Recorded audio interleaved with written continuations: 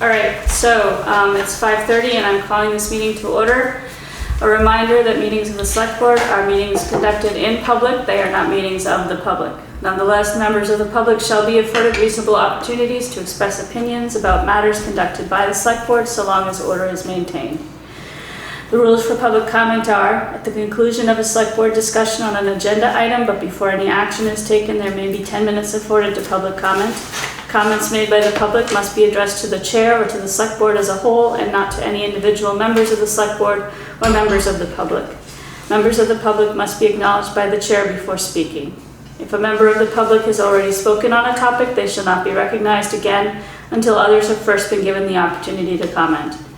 Order and decorum shall be maintained throughout the meeting. Personal, impertinent, threatening, or profane remarks will not be tolerated. For those who are participating via Zoom, please note that chat is not an appropriate avenue for public comment. All public comments must be made verbally when acknowledged by the chair. Please silence all cell phones, and a reminder to all that this meeting is being recorded and may appear on the internet. So, adjustments to the order of the agenda. I know Sheriff Anderson needs to be in two places at once right now, so we are going to move the town manager's report and boards, committees, and commissions below Select Board items, new business. Does anybody else have any other adjustments? Is that if you want to move the warrants. okay? We can move the warrants as well. Yeah, from town manager's report. Okay, so we'll move the warrants down as well. Okay, so warrants. And So we're just moving the one We're just item moving- 8A up? Or are we moving the whole section? No, eight, the whole thing. Okay. Because it, Okay, I don't, Select it's board too new hard to business. think about how to do it. okay, so the whole select The whole board. Select Board items, new business will go right after public comment on items on the agenda. Okay? Work? Okay, Okay. Any other adjustments to the agenda? No. All right. Can I hear a motion to approve the minutes of, wait, Charlie, you weren't here at the special meeting, right? I was not, but I was at the June 28th. Okay, so we'll do them separately. So can I hear a motion to approve the minutes of June 28th, 2023? Motion to approve the minutes of June 28th. Second. All right, it's been moved and seconded to approve the minutes of June 28th. Any changes, additions, deletions? not for me. I thought they were well written again. Everybody good? Mm-hmm. All right, all in favor? Aye. Any opposed? All right, can I hear a motion to approve the minutes of July 5th, 2023? Make a motion to approve the minutes of July 5th. Can I have a Second. So it's been moved and seconded to approve the minutes of July 5th, 2023. This was a special select board meeting to go over the fire department analysis proposals. Anyone have any changes there?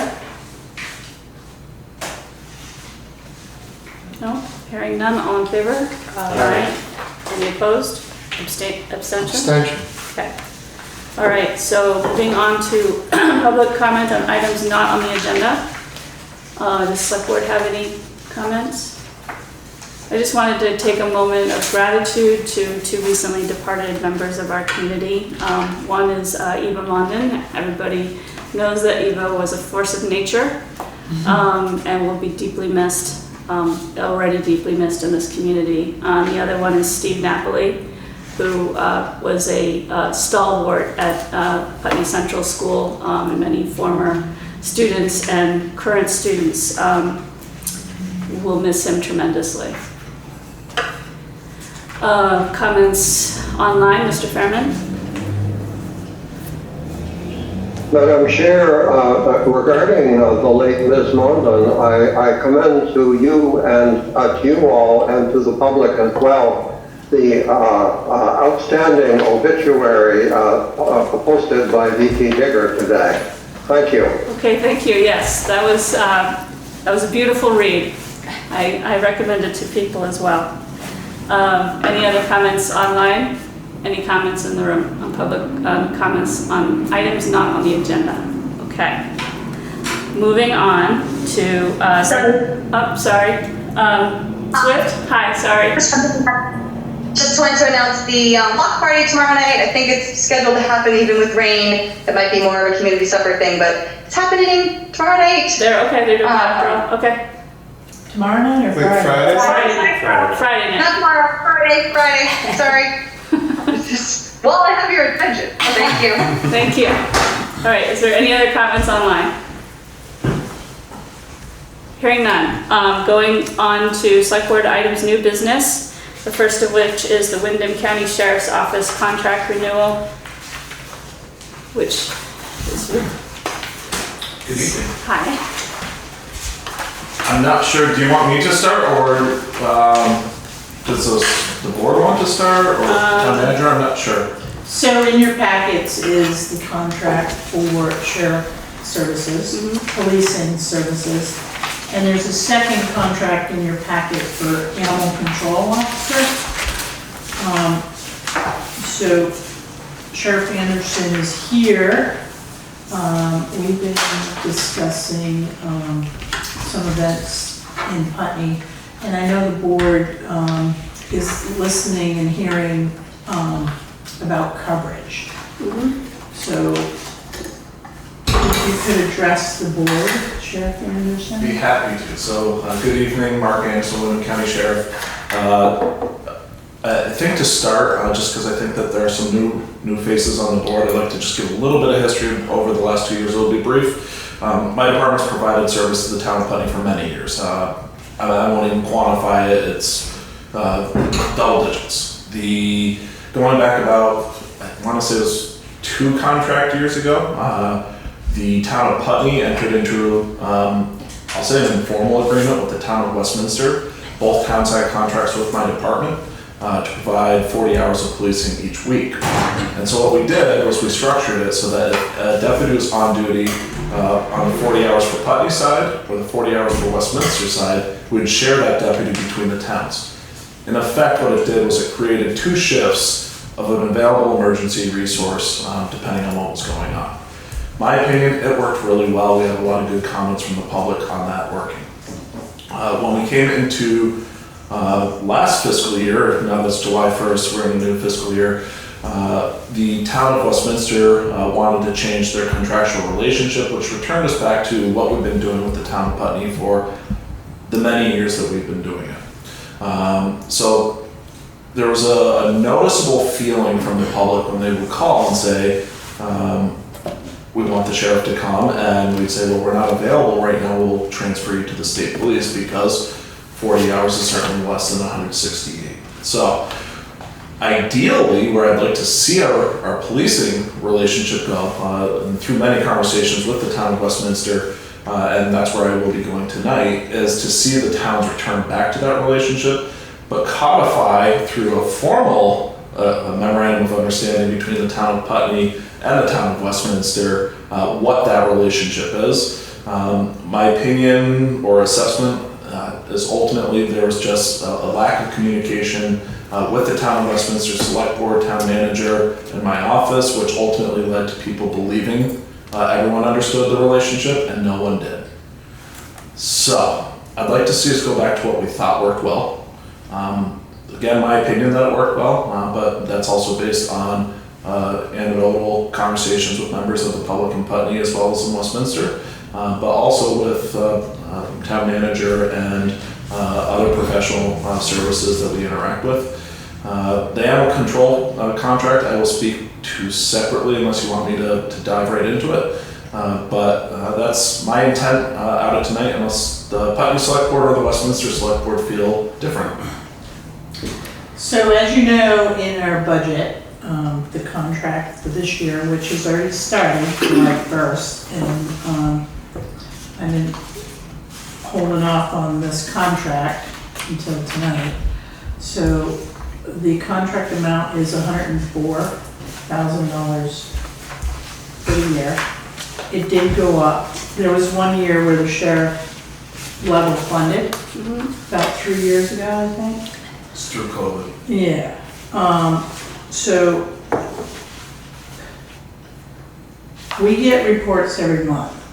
They're online. I myself had got phone calls that, you know, especially up by Putney Central School, that there should be an officer up there in the morning, in the afternoon, for speeding. And we do see the sheriff on Route 5. So when they write tickets, we get a certain amount of that fee. If they have a case, then, you know, they have to investigate, and then it goes to court. That revenue sometimes takes a while to get to us, and I've noticed that too. And that's not the sheriff's issue, it's the court, okay? I've had a discussion with Sheriff Anderson. I went through the reports, and we've been tracking hours. And there were 3 or 4 months where there were over 160 hours for the month. And I had asked Sheriff Anderson about that, and so those are investigations. And there was one particular one where there was some scam or something. The very short version of this is that there are several Putney residents who were customers of M&T Bank, where people had defrauded their accounts, and it caused quite an influx of investigatory hours while we're still accruing calls just from standard business for the town of Putney. So for I think it was 2 months, and town manager probably can tell you exactly the months. I think it was December and January, but it's also captured in the reports. There was over 160 hours, which is the average that our contract is set for, which then meant we had to curtail some of that coverage later in the contract because we wanted to make sure that the town of Putney continued to get services. Another thing I'll note, because I have heard that there's been a notice presence on Route 5 for my office.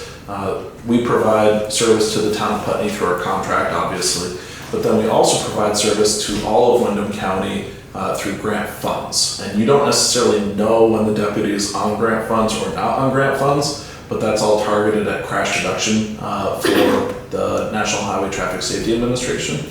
So you may have people targeting Route 5 because of increased crash events, which then increase our targeting of certain locations. As crashes come down, we also move to other parts of the county where that happens. So that's known as the Governor's Highway Safety Program, which we've been doing for many years. So I just want to be clear that there can be personnel in Putney that aren't necessarily charging against it. We can show those times if we have a narrow enough understanding of what you're looking for if there's a concern. But certainly we've heard about desires for speed enforcement along the area of Putney Central School, which we've done. Also in some of the more rural areas, West Hill, blanking the name of the next road down, Hickory Ridge Road. Some of those streets we've had increases for presence and just other portions of the community. So we try to play a balancing game of how do you use this resource, noting coming back to the fraudulent activity where an arrest was made, and ultimately the bank was able to work things out with their customers for the most part.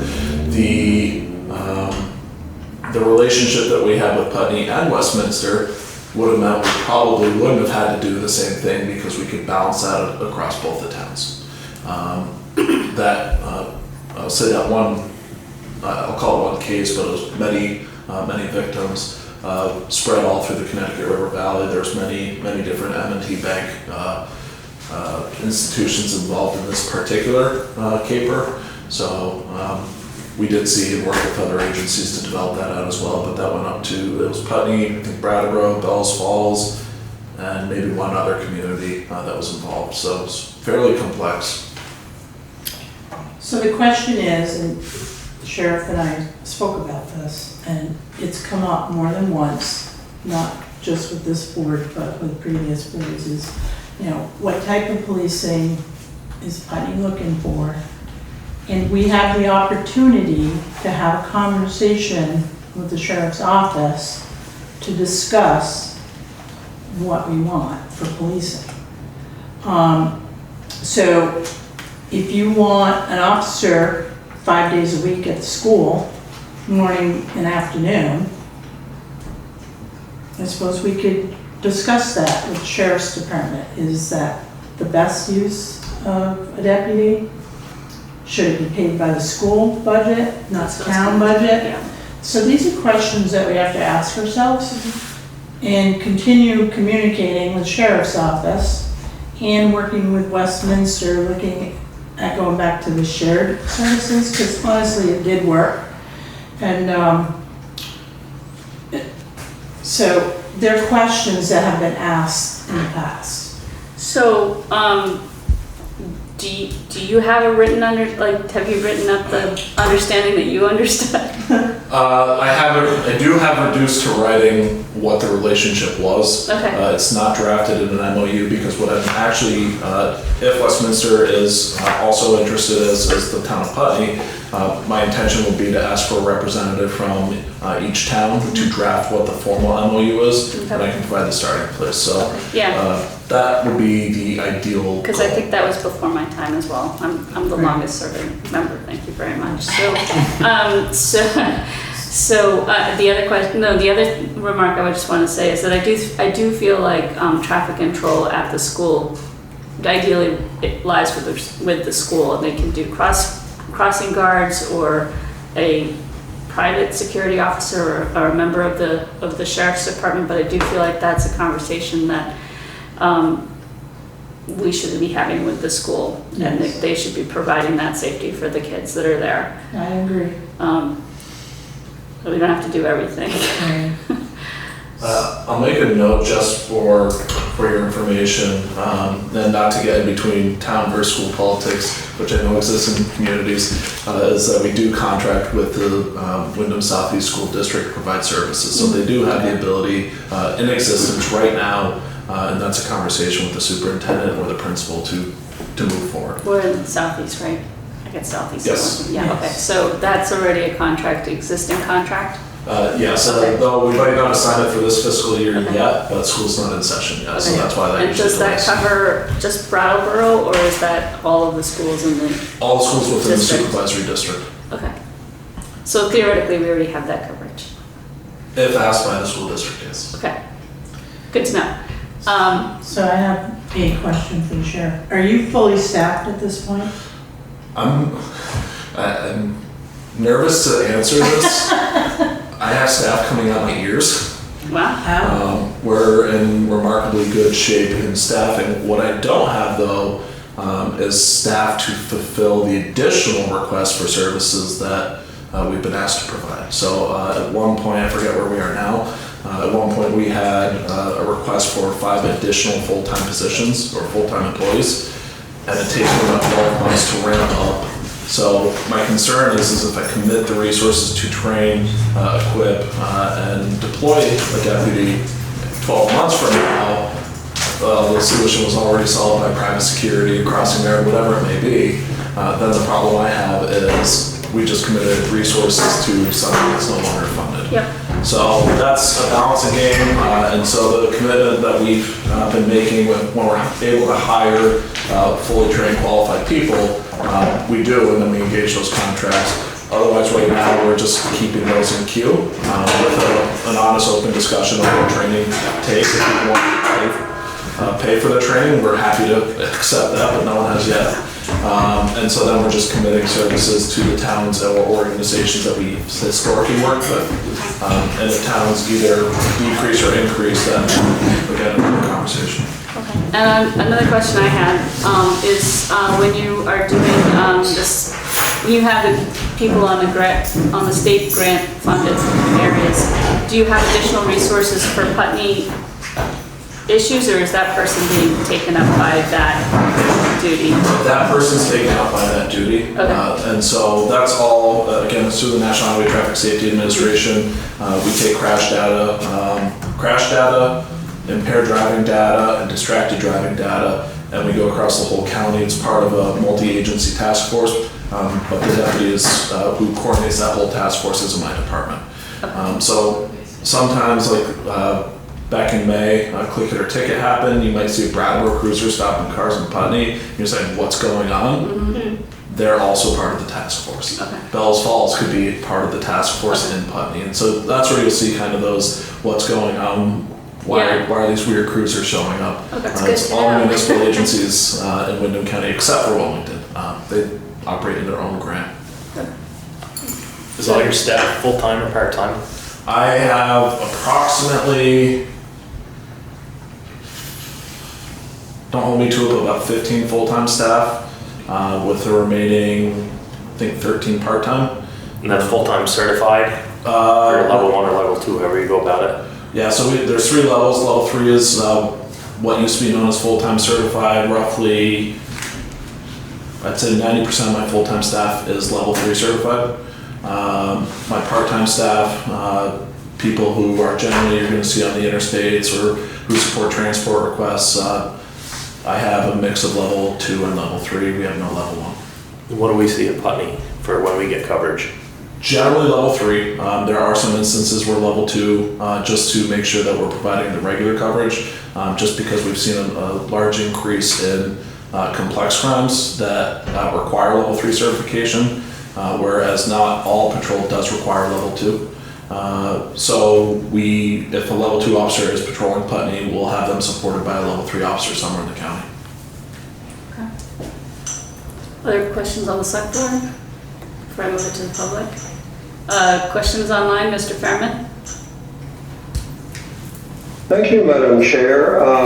First, just an observation, as I mentioned before, it seems to me that because word on the street works in Vermont, that drivers should know that if they speed through the Putney Central School zone when students are entering or leaving, they will get a ticket, which is probably going to require very strict enforcement for a while, but eventually the word will get out on the street and people will obey the speed limit. Now, I have a question for Sheriff Anderson. If I understood correctly, the town of Putney paid in part for an investigation of bank fraud against M&T Bank customers. Did I get that right, sir? That's correct. Okay.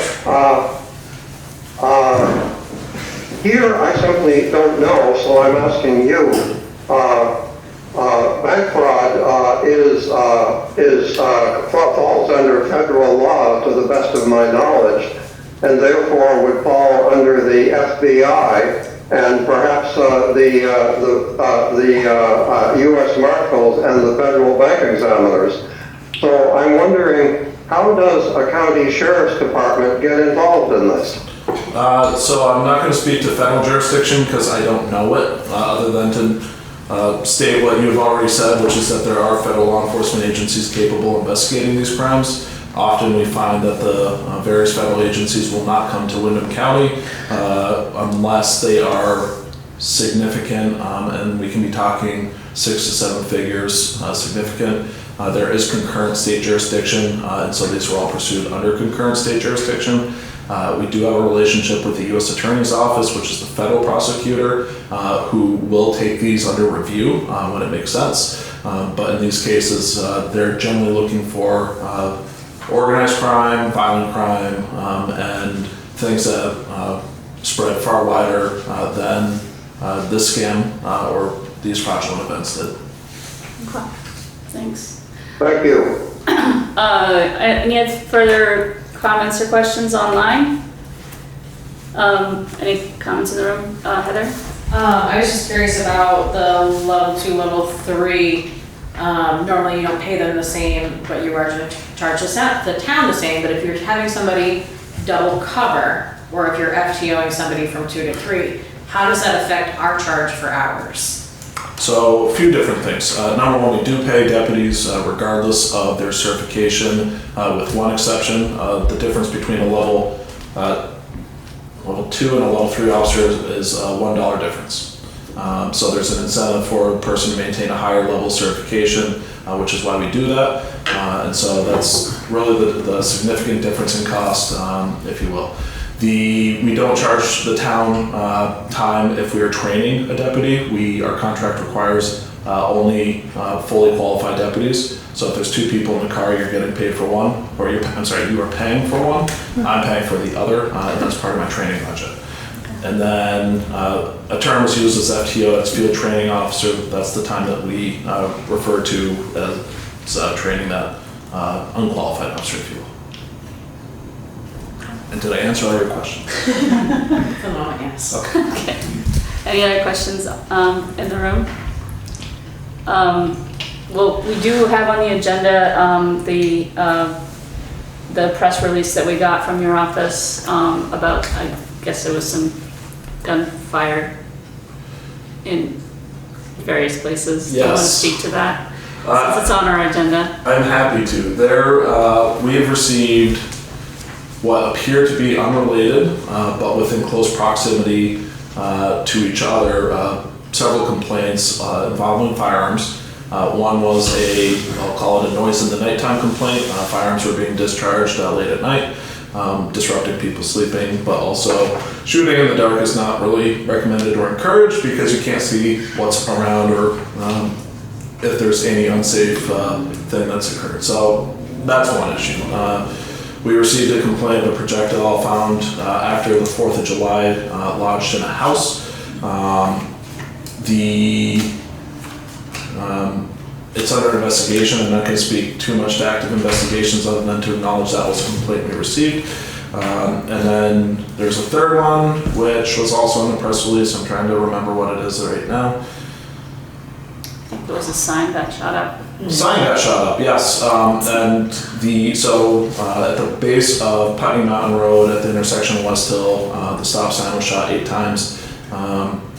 Also under investigation, not only is it vandalism of the property, but that we're also looking at where did the projectiles potentially go. And so that could also raise, in the same context of the noise in the nighttime complaint, well, if they're going towards a house, that could elevate to reckless endangerment, attempted homicide, aggravated assault. Like there's a variety of directions that could go. I don't want to speculate that it's going in all of those or any of those. What we definitely know is that the sign was shot. It's definitely vandalism, and so it is on our stack of investigations going right now. There are other investigations which I won't speak to because they're conducted by the state police, but we are aware of them. We're communicating with the state police, and so we put out the press release because we're starting to identify trends around firearms. Not to say that any of the trends are related to each other, that we felt a public safety announcement of saying, treat your weapons responsibly, follow the law, and if you don't, these are things that can occur as a result of misuse. We try to use education as a tool to gain voluntary compliance always. We use enforcement when we need to. And so if we can submit a press release, a public service announcement that says, don't be done with your equipment, whether it's a firearm or if we need to put one out about some other ATVs, we can do that as well. But at the end of the day, voluntary compliance is a key component that we use. So that was the intent of the press release. We also want anyone who has information about any of those 3 events or any of the other events to come forward and provide us information. The public's help is always useful in any criminal investigation. And we just want to make sure people aren't hurt. Okay, thank you. Can you say whether the other incidents were in Putney or surrounding areas or? The incidents I'm referring to with the state police are in Putney. Okay. And I'd encourage you reach out to Lieutenant French if you want information about that. Okay. All right. Does anybody else on the select board have further comments? I know you need to get going, so we need to approve this and the animal control officer contract, right? Do you want to speak briefly to that? Happy to. Okay. So, the town of Putney is part of a regional animal control officer program. I'll say it's one of the founding members of it. And I will say that it is, in my opinion, it has gone far better than I ever thought it would. I've been very pleased with it. It's now grown, I think, I should know this, I believe we've grown to 11 member towns now. Wow.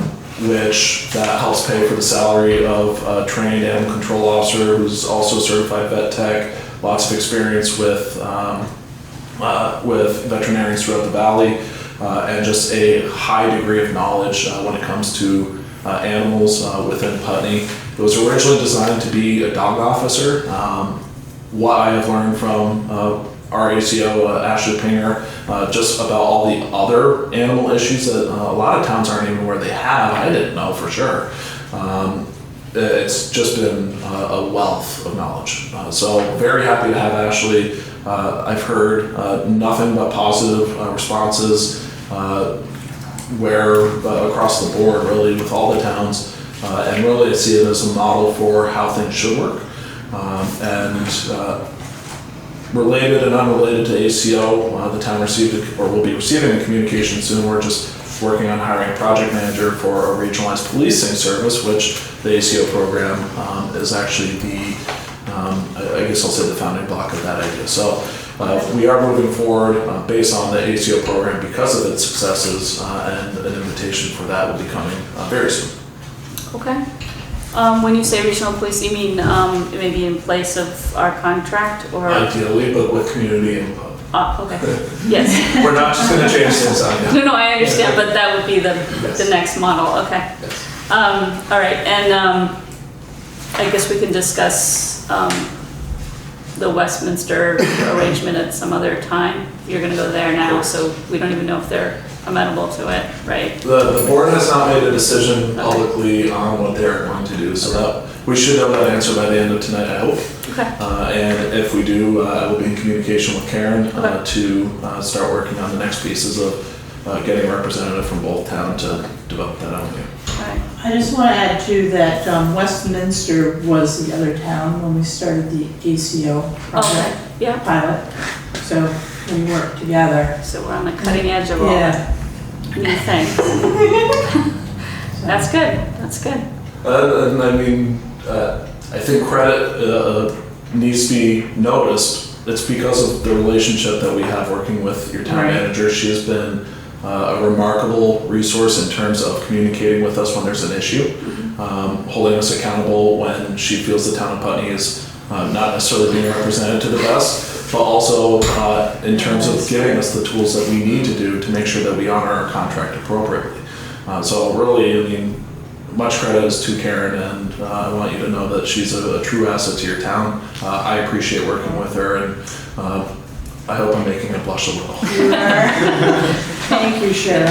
Thank you. Thank you very much. Thank you very much. I do have comments online, and then we'll get to putting this on the table. Mr. Fairman? Madam Chair, I know that Sheriff Anderson needs to leave, so first, two brief compliments. The first one is, I am aware of activities of sheriff's departments around the state, and you, sir, certainly are an exemplar of who an Aguada County Sheriff should be in Vermont. Number two, regarding the animal control officer, I had occasion to consult the animal control officer, who is excellent. And just one question, you mentioned qualifications. Is that person also a certified law enforcement officer? So when the short answer, yes. When we initially hired her, she was not. It was supposed to be a civilian position, but also in an effort to diversify our department, we had very few women working for the department at the time. She showed interest in becoming a certified law enforcement officer, so we entertained that as well. Though the intent was to have a civilian animal control officer program. So it evolved, but I think in a good way. Okay, thank you. Any other? Oh, well, that's interesting. If I may ask one more question. Yeah, go ahead. Thank you. I thought it was, this is not to argue the point, but I'd always assumed that animal control officers are civilian, but then when she told me that she in fact is a certified law enforcement officer, I thought, well, why not? Because ACOs are enforcing laws. So the Vermont law has definitions as it pertains to enforcement of animal ordinances, laws, and regulations, where they specifically define, I believe it's called a humane officer. That's a legally defined term, which has legally defined training and authority. Animal control officer is not legally defined. It's a label that we have applied broadly and generally as a profession. But there's different degrees that the law does permit. Law enforcement officers are able to do all the things that humane officers can do. There's a desire from animal rights advocacy groups to create additional people who are interested in supporting animals to be able to do certain things. So in the civilian context of an ACO, there's certain authority that the individual would not have. And then in that case, we would have to turn criminal investigations over to a deputy. In this case, we were able to just blend it. Nice. Thank you. Okay, are there any additional questions or comments online? Any comments in the room? Can we do these two as a slate? I assume we're gonna pass both of them, so. So can I have a motion to approve the contract for law enforcement services and the contract for animal control services? So moved. Have a second? So it's been moved and seconded to approve the contract for law enforcement services and the contract for animal control services, and authorize Karen to sign it. Friendly amendment. Second. So any other further discussion among the board? Any comments in the room? Any comments online? Hearing none, all in favor? Aye. Any opposed? All right, Thank you, Sharon. thank you very much. I appreciate the flexibility with your schedule. I'll let you know about Yes.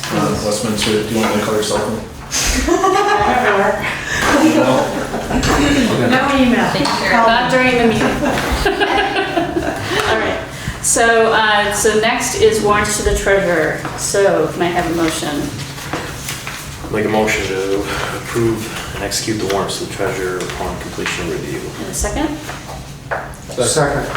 It's been moved and seconded to approve and execute the warrants upon completion of review. Karen? Yeah.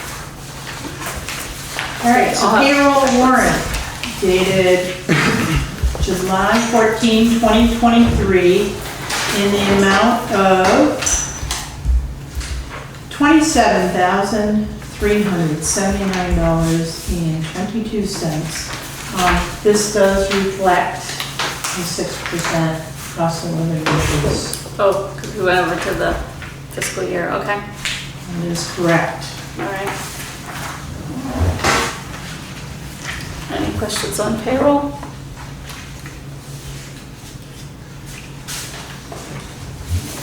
No? Moving on? Moving on to accounts payable dated July 1st through July 14, 2023, in the amount of $63,580.17. There are several invoices on this warrant that actually are post-dated back to the last fiscal year. This is a small warrant, which I like to see. And given we're just starting the new fiscal year, and this is our first warrant, I like it. Okay. I don't think there's anything out of the Don't be our electric. Don Pierre Electric is for the control board at the chemical feed building on Sand Hill, struck by lightning. And, yeah, when we get to the town manager report, I got some more. But they tried to troubleshoot it, they put a new control board in, and that was the expense. So I'm gonna try to submit that to the insurance company to see if we might be able to get reimbursed. Okay. Simon Operation Services. That is our wastewater treatment plant contractor. So each month we get an invoice for the wastewater treatment plant and for the water system. So, Okay, thanks. and those are new increased fees because of the new year. Okay, So, all right. and we do have a contract with them. It's a 3-year contract, and each year it will go up 4%. Okay. WW. WW could be just about anything. I don't believe it's culverts this time, but let me take a quick peek. I want to say it was,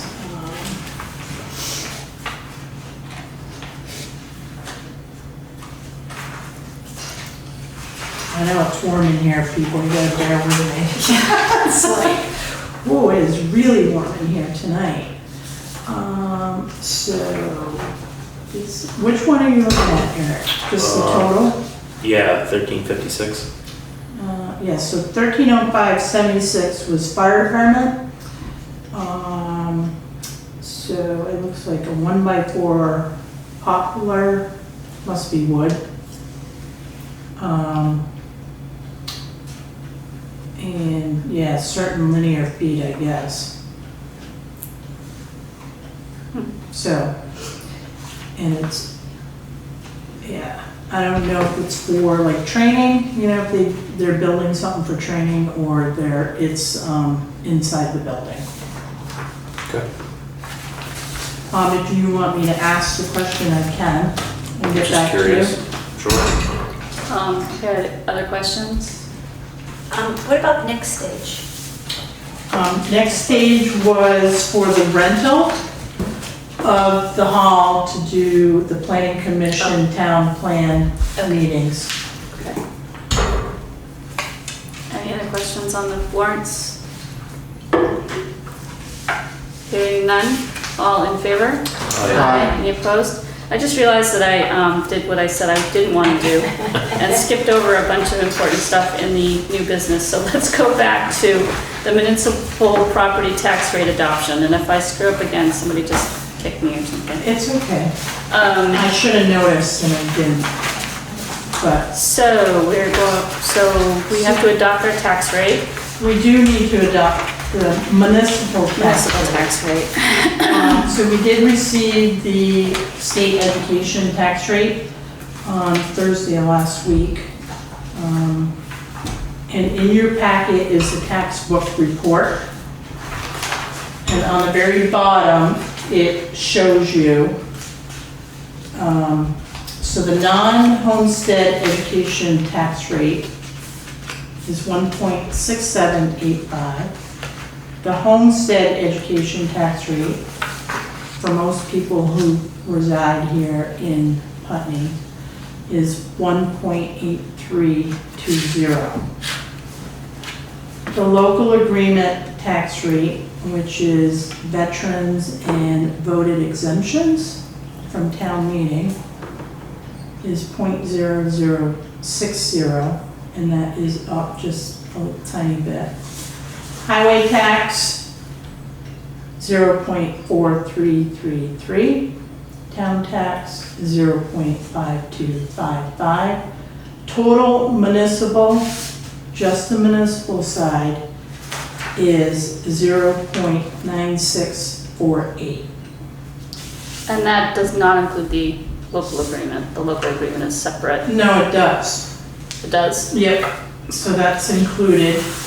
Oh, it does. I got it. Yes. Wait, where, I tried to what's do the quick last math thing? The last thing you just said was The total, the total. which is the total that we are going to For municipal. adopt is the local agreement tax, the highway tax, and the town tax, which totals 0.9648. Okay,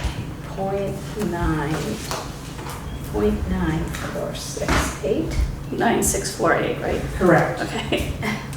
So if you add the education tax, okay, for homestead, the total is 2.7968. The non-homestead is 2.6433. Okay, So the town has no control over the educational tax. Educational tax is 2/3 of somebody's tax bill. So, yep. So, that's what it is. So that is what it is, but I can say, I can't speak to how the formula is derived for the school. But we did overpay the school in fiscal year '23. Okay. So we did get a check back for like $54,000. So I'm thankful for that.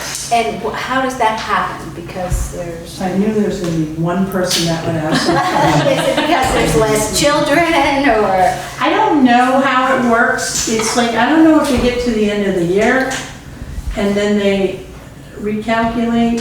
So what happens in January, we get like a, it's a preliminary cash flow. And every municipality in the district gets one, okay? And then, no, that's not in the spring. So we get it, I forget when we get it. So we get the preliminary, right? It'll come after this letter that we just got. And then in February or March, we'll get a final. And what I have to do is, so there's 3 payments, because we have 3 tax collections, right? And I have like 20 days to send the school a check after we collect property taxes. And I have a spreadsheet that breaks down those 3 payments. And my number comes from that preliminary cash flow report. And then when I get the final cash flow report, then that final payment to the school, I can kind of, send them less sometimes. And then we ended up with extra. So I can't explain it, Peg. That might be a question for like Ruby McAdoo, who is our representative. Yeah, or Frank Record. It's complicated. It's not an easy thing. And usually when I am doing budget, I will contact the district because one of my resources is Frank Record. And he's pretty good about getting really close to the actual number. Yeah. He was a little off this year, but at least I have a number and I can almost anticipate. But I never, until I get the word from the state. And that number is, never mind, I need to get a whole lesson in the education tax system because I know it's more complicated than you can answer, and I would love to know. So Yeah. if anybody is familiar with where the best place to get a little education tax tutorial. I could point you in the right direction. Okay.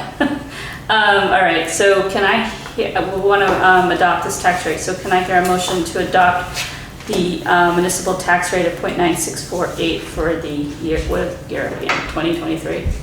Or is it 2024, fiscal year 2024? Yes. So it's tax year 23, fiscal year 24. Second. Oh gosh. So it's been moved and seconded to approve the municipal rate of 0.9648 for the fiscal year, tax year. Fiscal year 24. Is there further discussion among the board? Any comments in the room? Any comments online about the tax rate? Hearing none, all in favor? Aye. Any opposed? Okay, we have a tax rate. Thank you. Sure. So just on that note, Yeah, I've already plugged in the numbers into NEMRIC and we'll be printing tax bills tomorrow. okay, So hopefully we can get them out tomorrow. okay. Because we have 30 days. So the 17th is Monday and our first due date is August 18th. Okay. so everybody's been duly warned. Okay, all right, so the next piece under new business is the end of fiscal year 2023 quarterly reports. So I'm gonna just roll through these. Anyone has any questions about these end of year reports? They're gonna change. We're probably, the auditor will find some things, we're gonna have to journal entry. So I'm not, These are just preliminary. yeah, I'm not married to these numbers because I already know they're gonna change. But overall, I think it looks good right now, but, if something got missed during the year, it'll change those bottom lines. So, and I'm kind of doing an analysis anyway, like overages to see, some revenue didn't come in, but, in other areas, we received more revenue. So, on a positive note, I think we're okay right now. Okay. Does anybody want to go through this right now, or should we take a look at it in some air-conditioned spaces and get back to Karen if we have questions? I think that's a good idea. Okay. Are there any questions on the online about the end of fiscal year 2023 quarterly reports? Any comments or questions in the room? All right, then moving on to, so that was the end of new business. Okay. So we already did warrants to the treasurer. The next piece is town manager's report. Oh boy. I might have to push that back if I can't find it. Sorry, folks. Galen, you better not have that camera on me right now. You don't have to have it on me either. You just turn it on. I lost my phone. A little cartoon that we can, Come It's a little fancy. I know. Up next. Okay, I'm not quite sure where it ran off to, folks. Okay, We're gonna have to skip me for now. all right, we'll skip you for Yeah. now. I don't wanna keep these people waiting. It's Okay, really so the- warm in here. All right, so the next, Sorry. Mr. Fairman? Thank you, Madam Chair. I would like to ask the town manager a couple of questions, if I may. Sure, if she has, do you have the capacity to ask some questions? They are regarding town business. Okay, go ahead. First, have we now bought Cooper's Field? We haven't bought it. I can answer that question. We've entered into a purchase and sale agreement. That's correct. Okay, now presumably it will close, right? What was the, By the end of the year, by the end of the year. December Okay, thank you. 2023. Now the other thing is, and apologies if I'm blindsiding you, Town Manager Astley, but I ran across this about an hour ago. Is the town of Putney involved in the state of Vermont water sewer low-income customer assistance program? Not that I'm aware of. Okay, now, I ran across this. There's about $600,000 remaining that will have to be returned on or before September 30th. So they're trying to get towns to do something. So realizing that I've blindsided you and also that you have no administrative assistant at the moment, I will do the necessary research and share it with you sometime tomorrow. Thank you, Mr. Fairman, I appreciate that. Oh, you're welcome, because I simply read you the official name, which is kind of long and complicated, but it suggests that it might help some Putney residents. So I'll look into it and share with you what I find, because I can certainly do the research and say here it is. Thanks. Thank you. Okay, thank you. So, did you find it? Okay, go ahead. All right, so Highway Department, obviously July 10th, we had another major storm. We were spared, unlike our northern neighbors. So again, and it was almost 2 years ago that we were like our northern neighbors. So Putney Mountain and Corey Hill were two areas that had flooding in 2021. So those are problematic, so Brian Harlow, the road foreman, and I will be, discussing solutions. And Parkman Wood Road, we did lose a culvert. It completely got blown out. The road was closed. There were a couple residents beyond the culvert, so the highway department worked into the night to replace that culvert. They threw one in. It's not the appropriate one, but the road is There's one reopened. there, yeah. Mhm. Yeah, so everything needs to be upsized. I don't know where that road is. Parkman Wood is off of Holland Hill. It's almost to the top. Okay. So Governor Aiken's house is right there, right on the corner. Yeah. Great. We'll have to take a little ride. Yeah, it's summertime. We do that in the summer. In your convertible. Route 30, I cannot drive my convertible on Route 30. Oh, that road's awful. Don't even get me started on that state highway. So we were also alerted about Kimball Hill, the new culvert. There's some erosion around it. Yeah, I saw that. And then there's the culvert on West Hill that the water was running quickly, and now there's some Someone debris. halfway up the hill. Yeah, like 56, Yeah. 52, Yeah. 56 West Hill. So the crew they have been out repairing roads and looking at culverts. That's what they'll do probably for the next few days, just to make sure nothing's plugged. And I want to explain to the public too, when there's a plugged culvert, there was one on Old Depot. The process of unplugging that, if you can't get it with a backhoe, or you can get part of it with a backhoe, can't get the inside. So the highway department actually goes to the fire department, grabs a fire truck, and they blow it out with water. So it's not just, the culvert's plugged, can you fix it? Well, it takes a little ingenuity to get them unplugged. So anyone, and I thank everybody who reports any type of infrastructure, if there's an issue, contact my office. I'm in contact with the highway department. They're really good about responding. They've done a really good job. Yeah. These storms are crippling. Yeah, they are. We're so lucky this one. Yes. Yeah. Because, we're still cleaning up, just administratively from FEMA 2 years ago. Yeah. It's a long process. Also, I wanted to follow up on PEG. I did talk to Brian Harlow, our road foreman. So painting of the lines and the crosswalks, so they are waiting on paint, and the weather has not been conducive to painting. And I've noticed too, the state hasn't gotten to their crosswalks. So it's definitely weather permitting. So,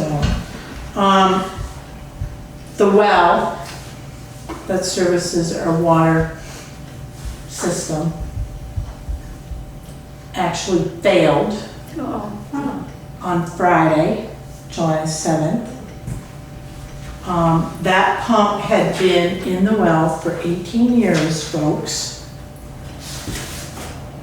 And luckily we had a backup sitting down at the wastewater treatment plant. There's a backstory about that.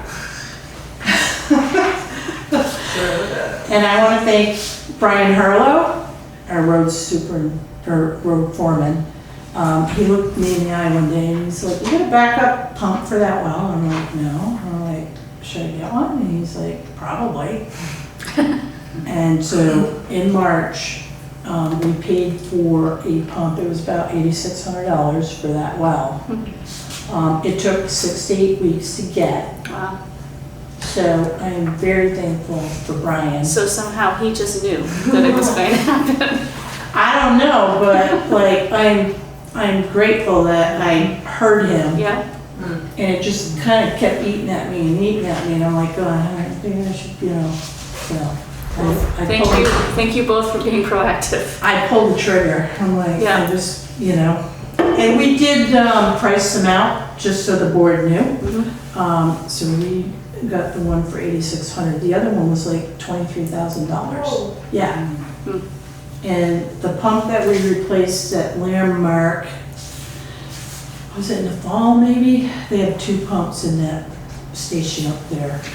That one was over $10,000. So these pumps are not inexpensive. And the thing is, for some towns, they have the same pumps, so they can have one up on the shelf as a backup. Mhm.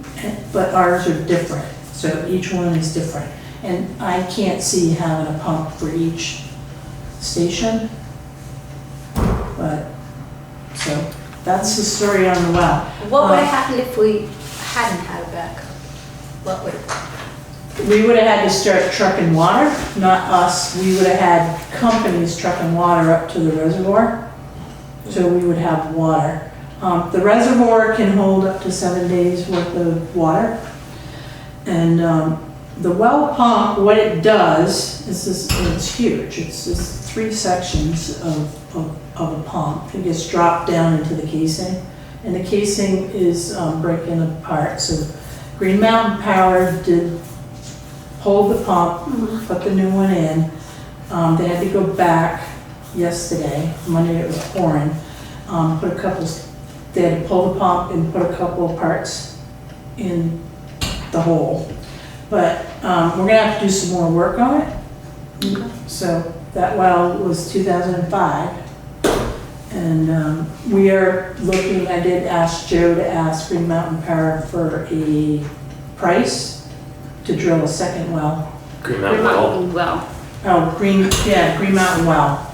Sorry. I'm getting into the well business. I know, green. But anyway, Green Mountain Well. I asked Joe to get a price to drill in the same area, so right next to the other well.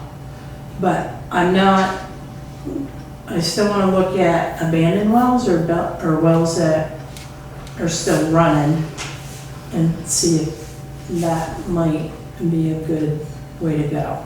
So I'm trying to be proactive. So back to your question, so 6 to 8 weeks, we would have been trucking water just to service, about 90 people on the system. Did you order another pump? I haven't yet. Probably not a bad idea. Well, Doesn't mean it can't get struck by lightning or something. no, here's the thing, and I'm just gonna throw this out at you, and I don't know if we even need to have this conversation right now, but if we're looking at a second well, right? If I buy a pump right now for that well, the one well we have, and let's just say that pump doesn't go for 18 years, right? And I got this pump sitting down at the wastewater treatment plant for 18 years, if that other well is gonna support the system, so, If you have another well. what was that? If you have another well. Oh, I'm sure we're gonna have another well, because I've been told we need a second well, so we will have another well. But I will probably order another pump. I'm just not gonna do it right this second. Okay. Delinquent tax report and utility billing amounts. So if I can find that stuff. I know, it's very warm in here, folks, and I am so appreciative that you're listening to me talk. Some people took advantage of the Vermont Housing Assistance Program for delinquent taxes. So the total delinquent taxes to date is $111,123.52. Of that, the 22 taxes, which was the year we just closed, $81,647.16. We're in pretty good shape, folks. This is amazing. That's better than usual? Yeah. Okay. Well, remember when we first closed in February? We were like up in the 200,000. That's right, yeah. Yeah. And as far as the aged receivables for water and sewer delinquent is $6,201.82. Okay. So that's looking pretty good as well. There is no update on the town hall renovations. Air conditioning. And that's all I have. All right, other questions or comments from the board about the town manager's report? Anybody in the room? Anybody online? Okay, so where are we now? So that was the town manager's report. Next is boards, committees, and commissions. So it's planning commission update. That's Sue. Now, where would you like to be so that you can see me? I'm now getting trained. Remember? If I sit here, this is good. Yeah, that's great. All right, very good. Good evening, everyone. I'm back in front online. Sue Coakley, Planning Commission. I'm just going to give, I have a report that I can hand out actually. Thank you. Okay. Karen, this will be in your email box, so you have it too. Thank you.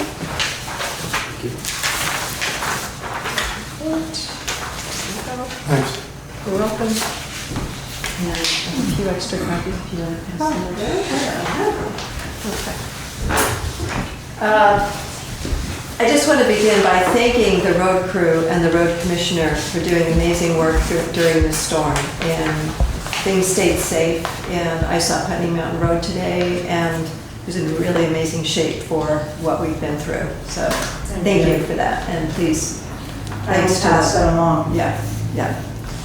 My report this evening is about the town plan in particular, but I will also just give you a brief report on the Putney Landing walkway project. So we are coming along on the schedule we planned for the town plan, I'm glad to say.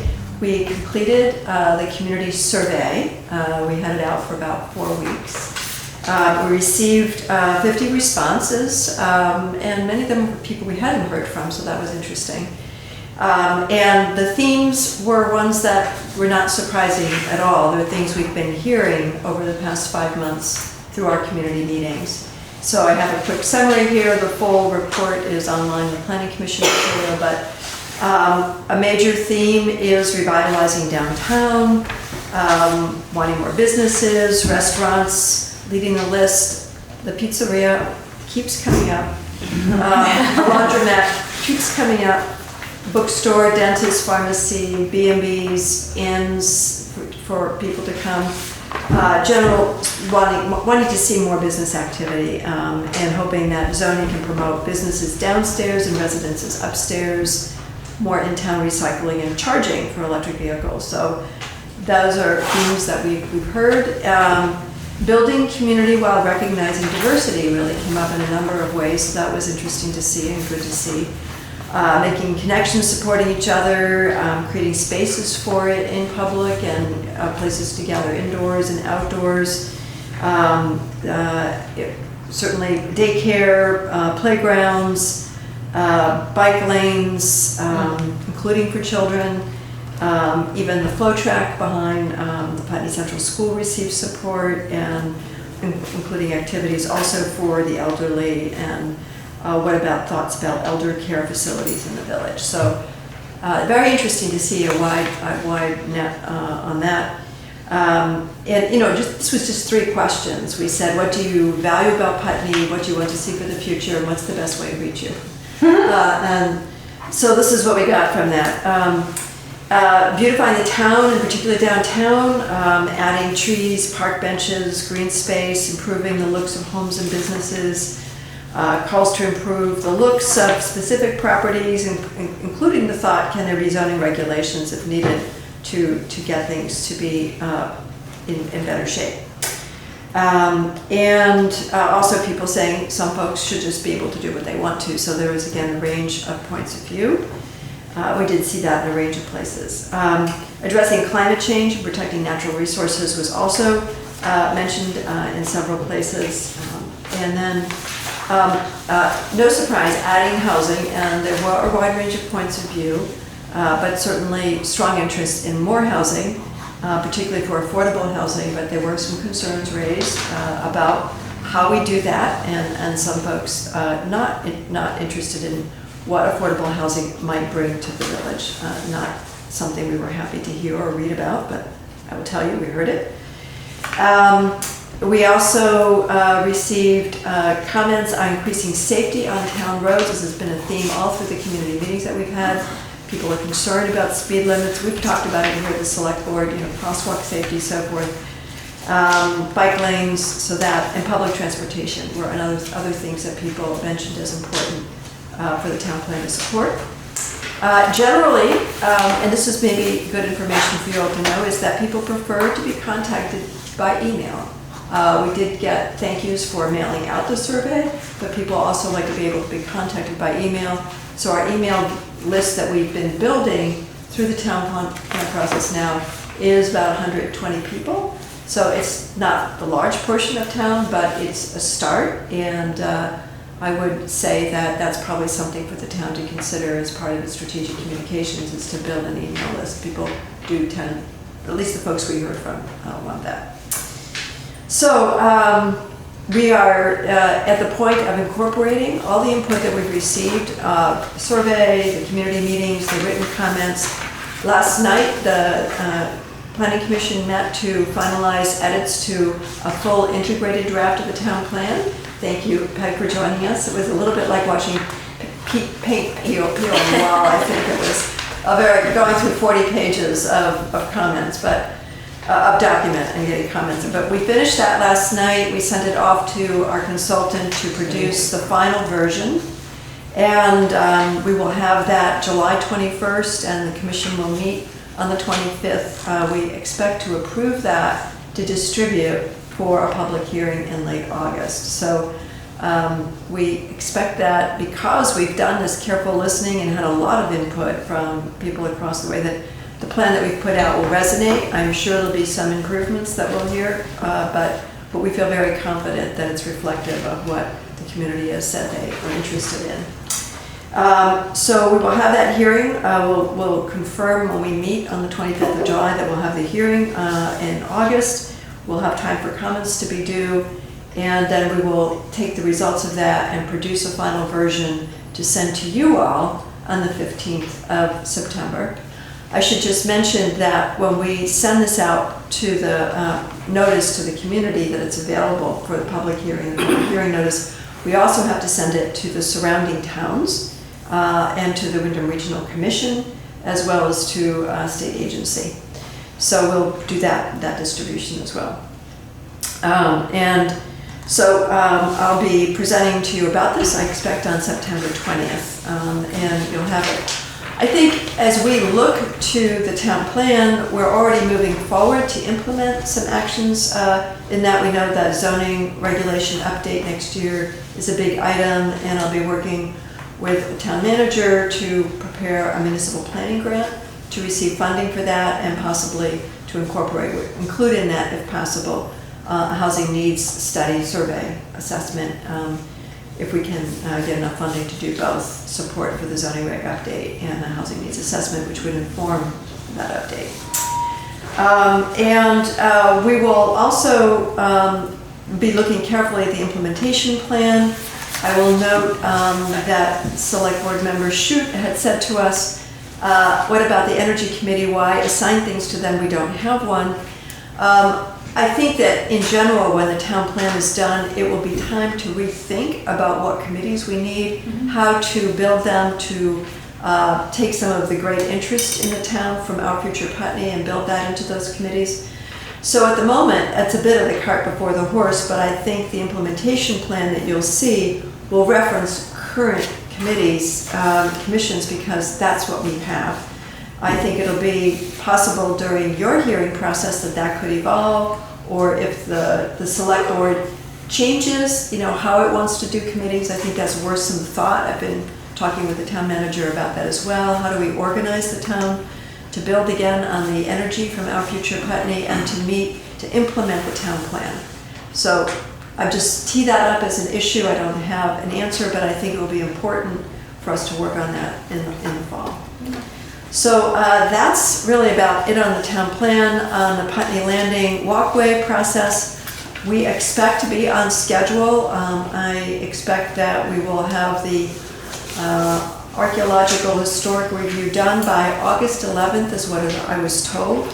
And so that we should have a report in early mid-September that we can call our final report that we'd be going to a hearing about. So that's the update I have about that. Okay. And that hearing, is that a joint It's a joint select board and planning yep, commission okay. hearing as we did and that will be the final one. Okay.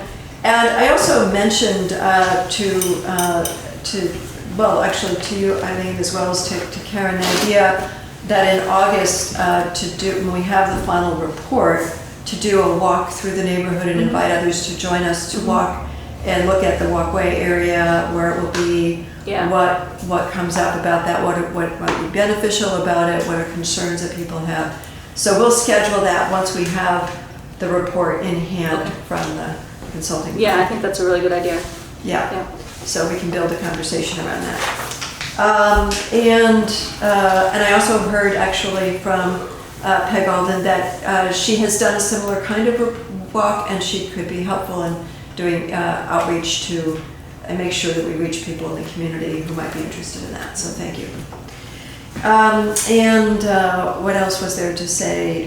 Just the August 1st meeting of the Planning Commission won't be all about the town plan. It will be out the door. And we're going to use that as a time to think about the work of the Planning Commission for the rest of the fiscal year. We've been so busy with the two things I just talked about, we haven't done that. So we're going to step back and think about that, including grants that we need to write to do implementation. We're also aware that we may need to be recruiting for the commission for next fiscal year. August is not too soon to start thinking about that. So it's just a time for us to reflect on what we need to do and plan, and I'll report to you at the August meeting what comes out of that. So that's it from the Planning Commission. Any questions from the Select Board? Any questions? Not here. Well, thank you once again. You're doing excellent work, and when you first proposed this schedule, I was skeptical that you could pull it off, but you're doing it, so good job. And I do have questions online, Mr. Furman. Thank you, Madam Chair. A question for Planning Commissioner Copley. As she is aware, she and I have corresponded about some markings that have been placed on the ground, first with orange paint and now with orange flags, in the area on 802 Credit Union's property where we are considering asking for an easement. I, being a member, asked the staff whether they know anything about this, and they said they don't. So I'm curious, Commissioner Copley, have you been able to find out anything? No, but I have asked. My guess is that is an area where the archaeological and historical review needs to happen. So my guess is that might be marking to say where do they need to look. I asked that question last week of the consulting firm, and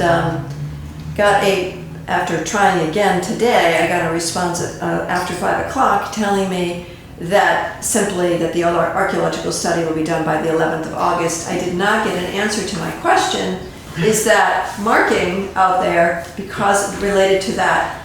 So thank you for your question about this, Mr. Fairman. I don't have a clear answer, but I will provide an answer when I know. Okay. Madam Chair? Yes, go ahead, Mr. Fairman. Thank you. I wanted to allow Commissioner Copley to speak first, but I have it has to be an hypothesis as well. you may recall that every so often a semi-trailer turns around there and takes down the canopy over the ATM and the drive-through. As I recall, it's happened 7 times in the past 8 or 9 years. I think because of the way it is aligned, that what they're planning to do is widen their parking lot to have a wider lane so that a 53-foot semi-trailer can turn there without taking down the canopy, which of course over time the insurance company is probably going to say, you're not covered anymore for this. Thank you. Okay, thank you. Is there other comments online about the planning commission update? Any comments in the room, Heather? I'm just curious, and hopefully maybe Sue you can answer this. When I'm looking at the list, it looks like a wish list. Is there a list to go with it with things like needs? Like if you want this, you need that. Yeah, that did not really come up. This was, again, a very high-level survey, 3 questions, so we didn't go into how would it be provided. But let me, and I know I appreciate your accountability for if we do something, how we're going to pay for it. And I will say that in general, I think it's a very important question overall for the town plan looking at the next 8 years. And I'll just mention that I think it's wonderful that the town manager is doing capital planning, looking out long-term. There's a number of long-term things here like reserve funds because of climate. I think it's really important that the town consider doing sort of long-term revenue planning to go along with this. I mean, I retired because I had retirement planning. I think it's really important to have financial planning that you look at these aspirations. There are many different ways to fund things, and when you look out long-term, sometimes you can create options that you might not if you only do short-term planning. Now, I'm a newbie at doing a town plan, and it's been suggested to me that it's not for the planning commission to talk about revenue planning, but I'm a planner, and whenever I've done a plan, I think about how we're going to pay for it. And I think about Heather would say that. So I actually brought that up last night, and I'm still exploring how does a town plan bring up the point that we need to do revenue planning that will enable us to do these amazing things. And I think a long-term view, my experience has been not just personally, but I ran an organization that was quite successful. We did long-term planning, and we were able to achieve a lot of things because of that. I think funders like that you have long-term planning, revenue planning, not just a town plan. So Sue Coakley's point of view is that long-term revenue planning is something that should be referenced in a town plan because we should prioritize doing that to go with the capital planning. Now, it isn't in the town plan because I haven't received support that the planning commission should talk about things like that. But I'm Sue Coakley and I talk about things like that. So I brought it up, and I appreciate Heather's questions about that. So thank you for giving me the chance to raise it. I do think we have to give that some thought, and if at some point you'd like to talk about that, I'd be happy to open a dialogue about how do towns do that and how could Putney do that. Okay. So, Thank you. anything else? Mr. Fireman? Madam Chair, I'll just mention that I second what Planning Commissioner Coakley has said, and knowing that in the arena it's always helpful if there's more than one person advocating for the same thing. I'm with you on this, and we'll start doing some homework. Thank you. Okay, thank you. And also, when it comes before the select board, if we have comments, we can also insert that as a board. You certainly can, and I will continue to ask. I mean, a plan is not done until we all finalize it, right? Right. So we continue to have conversations. Right. I think that's right. Yep. Good. Okay. Does anybody else have any questions for Sue? Anybody in the room? Anybody online? All right. Thanks again. Thank you. Thank you. I leave, but thank you. Okay. Yeah. All right. So the next Okay, the next thing is the Equity and Inclusion Advisory Committee proposed appointment. It didn't make it into our packet, but she did send us an email letter. Oh, I don't know if I, Did it come to you? It came to me. I thought it came to everybody. what time was that? It might have, I've just been, Let me see if I can find it.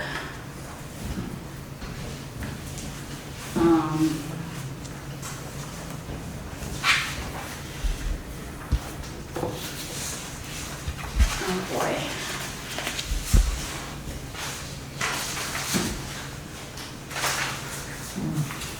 Well, apparently not.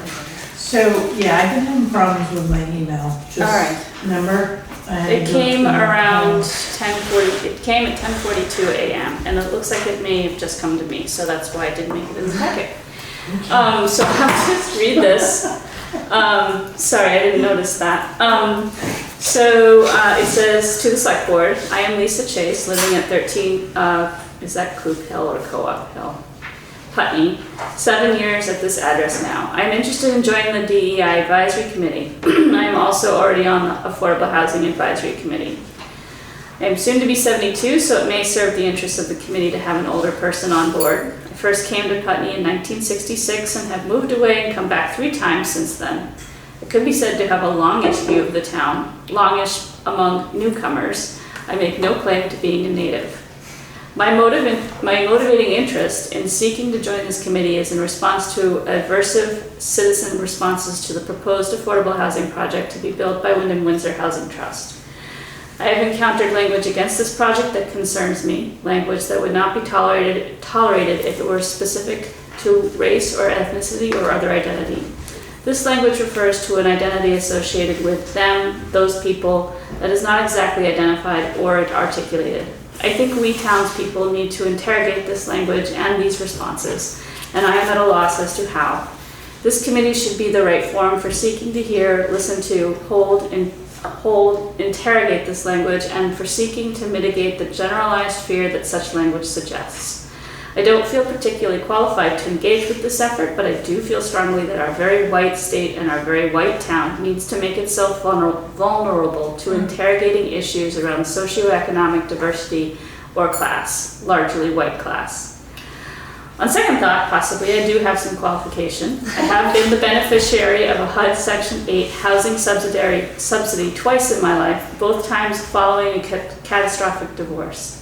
In one instance, I lived with my child in an affordable housing project in a small rural town. I can say uncategorically that there is no them there.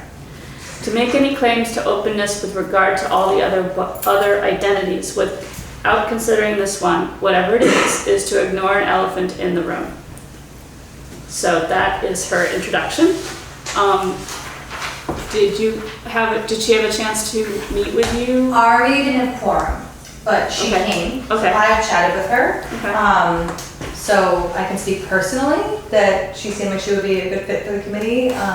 She seems motivated. I love the idea that she brought in of having the older community is not represented in our community. And it is a large population of Putney. I appreciate what she brings in there. I'm curious about what the equity we haven't had.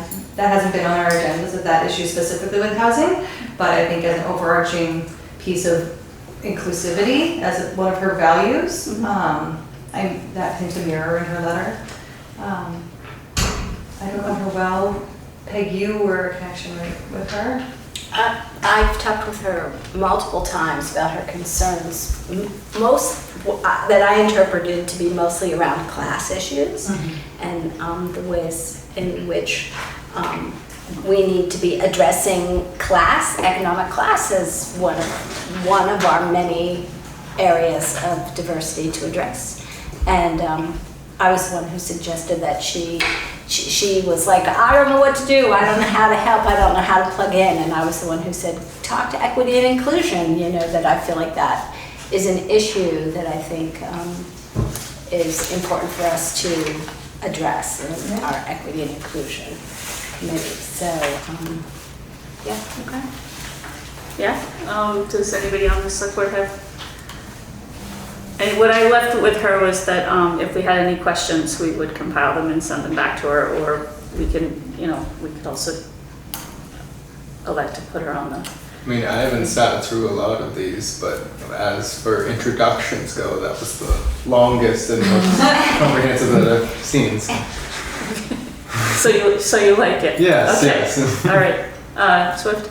I was just gonna say that right now, our Equity Inclusion Committee they're just so busy in their personal lives that I would welcome more people that are motivated, and we'll see how that affects our numbers. If someone that really hasn't been involved and needs to step down in order to help us with quorum so we can get a certain amount of people at least in the room, I think we can navigate that, especially if there's a motivated person that's ready to jump. Okay, and how many members do you have right We have now? 6 right now. And how many did we say up to?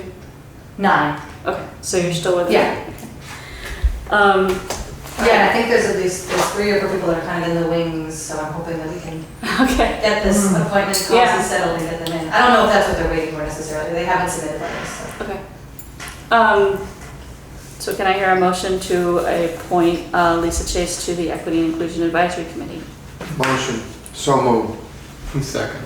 Okay, it's been moved and seconded to appoint Lisa Chase to the Equity and Inclusion Advisory Committee. Is there more discussion on the board about this? Is there any comments online about this appointment? Any comments in the room? Hearing none. All in favor? Aye. Any opposed? Cool. Okay, cool. So it is exactly 7 o'clock and we have a few more things to get through. Do we want to have a 5-minute break? At your discretion now. I'm trying to remember to put it in. No, I usually, yeah, it's Yes? usually, Is that Yes, the that's feeling? fine. Okay, so let's do, let's come back at 7:06.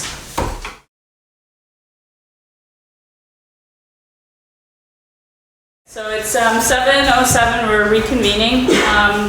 So we left off at Select Board Unfinished Business. The first thing is flying flags without a policy and other concerns, which is Heather. Yep. So the big thing for me came to light 3 meetings ago. The board chose to fly without a policy. I feel like that opened a lot of doors that could stub a lot of toes moving forward. In that, without a policy, you set precedent. Now anybody can petition the flag, and if you say no, they could have an argument. Also in that meeting, there was a townsperson with some misinformation. Whether they believe it to be true or not, I guess is kind of regardless. But instead of taking that moment to be educational and kind, it really felt like she was made to be a pariah. And that then turned into a push to go ahead and push this thing without a policy to prove a point. We can't change it now, we've already done it. But I think moving forward, I don't know how to address the flag issue itself, in that I could come up with 52 things we can fly one a week, right? Whether anybody likes them or not, there's no policy. And it got pushed through even though they'd had a year to make a policy and hadn't. I felt like I guess you call it legislation, was done off of feelings rather than facts. And I think that that's something we need to address as a town. Okay. Does anybody on the board want to respond? I mean, I'm part of the Equity Inclusion Committee and also the Select Board here. I do know that I'm working with Jeanette White currently to come up with a flag policy. We were given 3 months from the date of that last meeting that you're referencing. And I think we're a month past that. She had a recovery time, but right now it's a priority for us. So we're working on it. Okay. Any other comments on the board? No? Comments online, Mr. Fairman? Thank you, Madam Chair. First, I seem to be getting, no, the echo's gone. I was getting an echo. Are you hearing me? Yeah, you cut out for a second, but we can hear you now. Okay, well, that's the way the internet is. First, I want to say how glad I am that the previous speaker is now active in the arena. It is wonderful when there's multiple people addressing the same issues. And I'm going to briefly address the two that the previous speaker has raised. First, regarding the flag policy, absent a flag policy, and I'm not going to give you legal advice here, but I have read the operative decision, which is binding precedent by the Supreme Court of the United States. You've created a public forum at present where anyone who wishes to fly a flag may ask you to fly a flag, and basically, unless the Supreme Court of the United States has deemed this flag to be hate speech, you have to fly it, and that was the basis of Shurtleff versus City of Boston. Shurtleff asked them to fly his flag, and they said they wouldn't after they'd flown a bunch of others, and he won in the Supreme Court of the United States. By the way, in that regard, I think I should mention, just as a parenthesis, at an earlier meeting, a leader in Putney said, wouldn't it be wonderful if the little town of Putney brought a First Amendment case all the way to the Supreme Court of the United States? And just very briefly, first, we would have to have an attorney to represent us in the United States District Court for the District of Vermont, then in the United States Court of Appeals for the Second Circuit, and then before the Supreme Court to ask them if they will even hear the case. Will they accept less than 2% of the cases they are asked to hear? Now, the attorneys who do this are extremely elite and extremely in demand, and we certainly would be asking the town of Putney taxpayers to pay several $100,000 in order to bring the case to the point where the Supreme Court says, yes, we'll hear, or much more likely, no, we won't hear.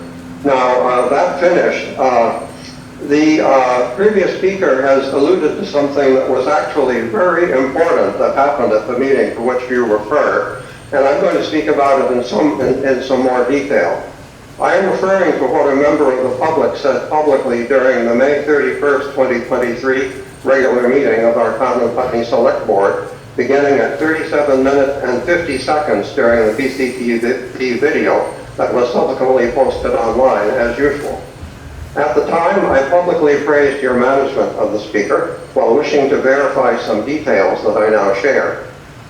If these aspersions against gender identity and sexual orientation had been cast in the context of housing, public accommodations, or state government employment, the state of Vermont Human Rights Commission would have had jurisdiction and would have acted against the speaker.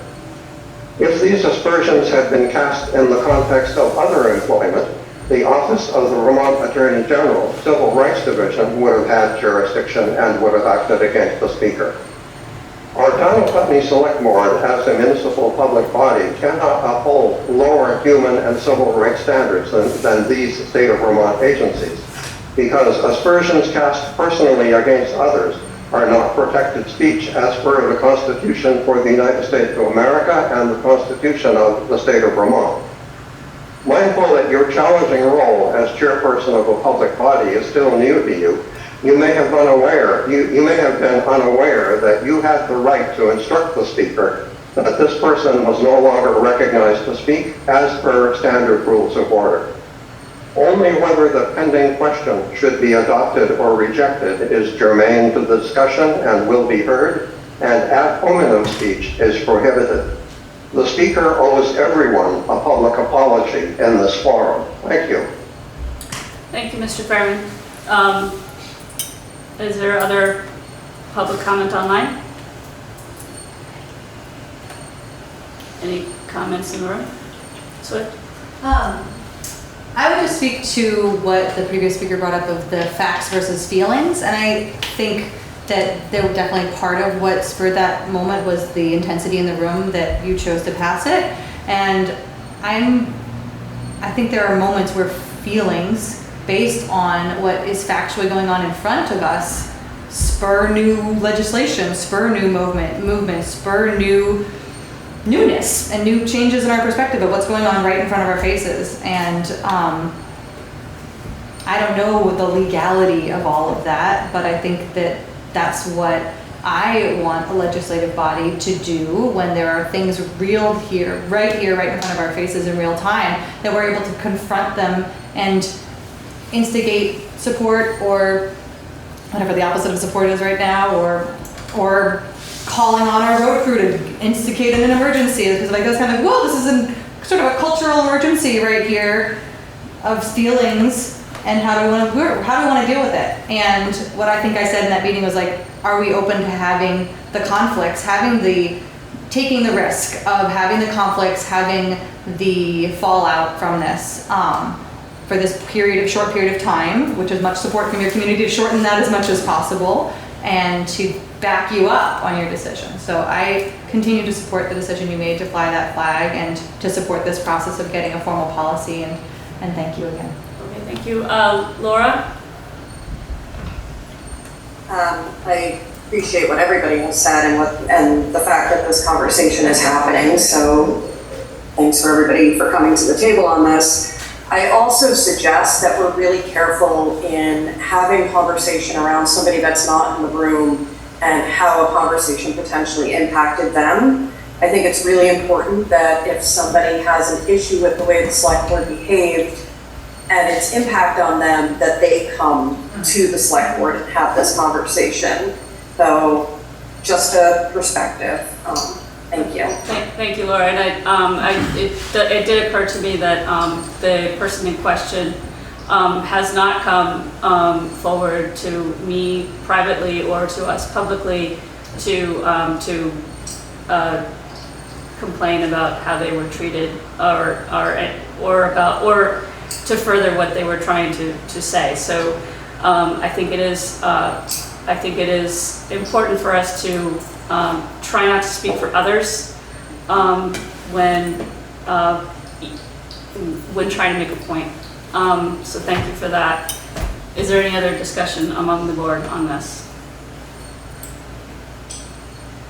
Any other comments in the room? Oh, Leanne? Yeah, I'd like to get clear. I understood previously there was going to be, I don't know, maybe a policy, but certainly the idea of holidays, of honoring quite a few different holidays. And I interpreted Pride Month as being under that concern.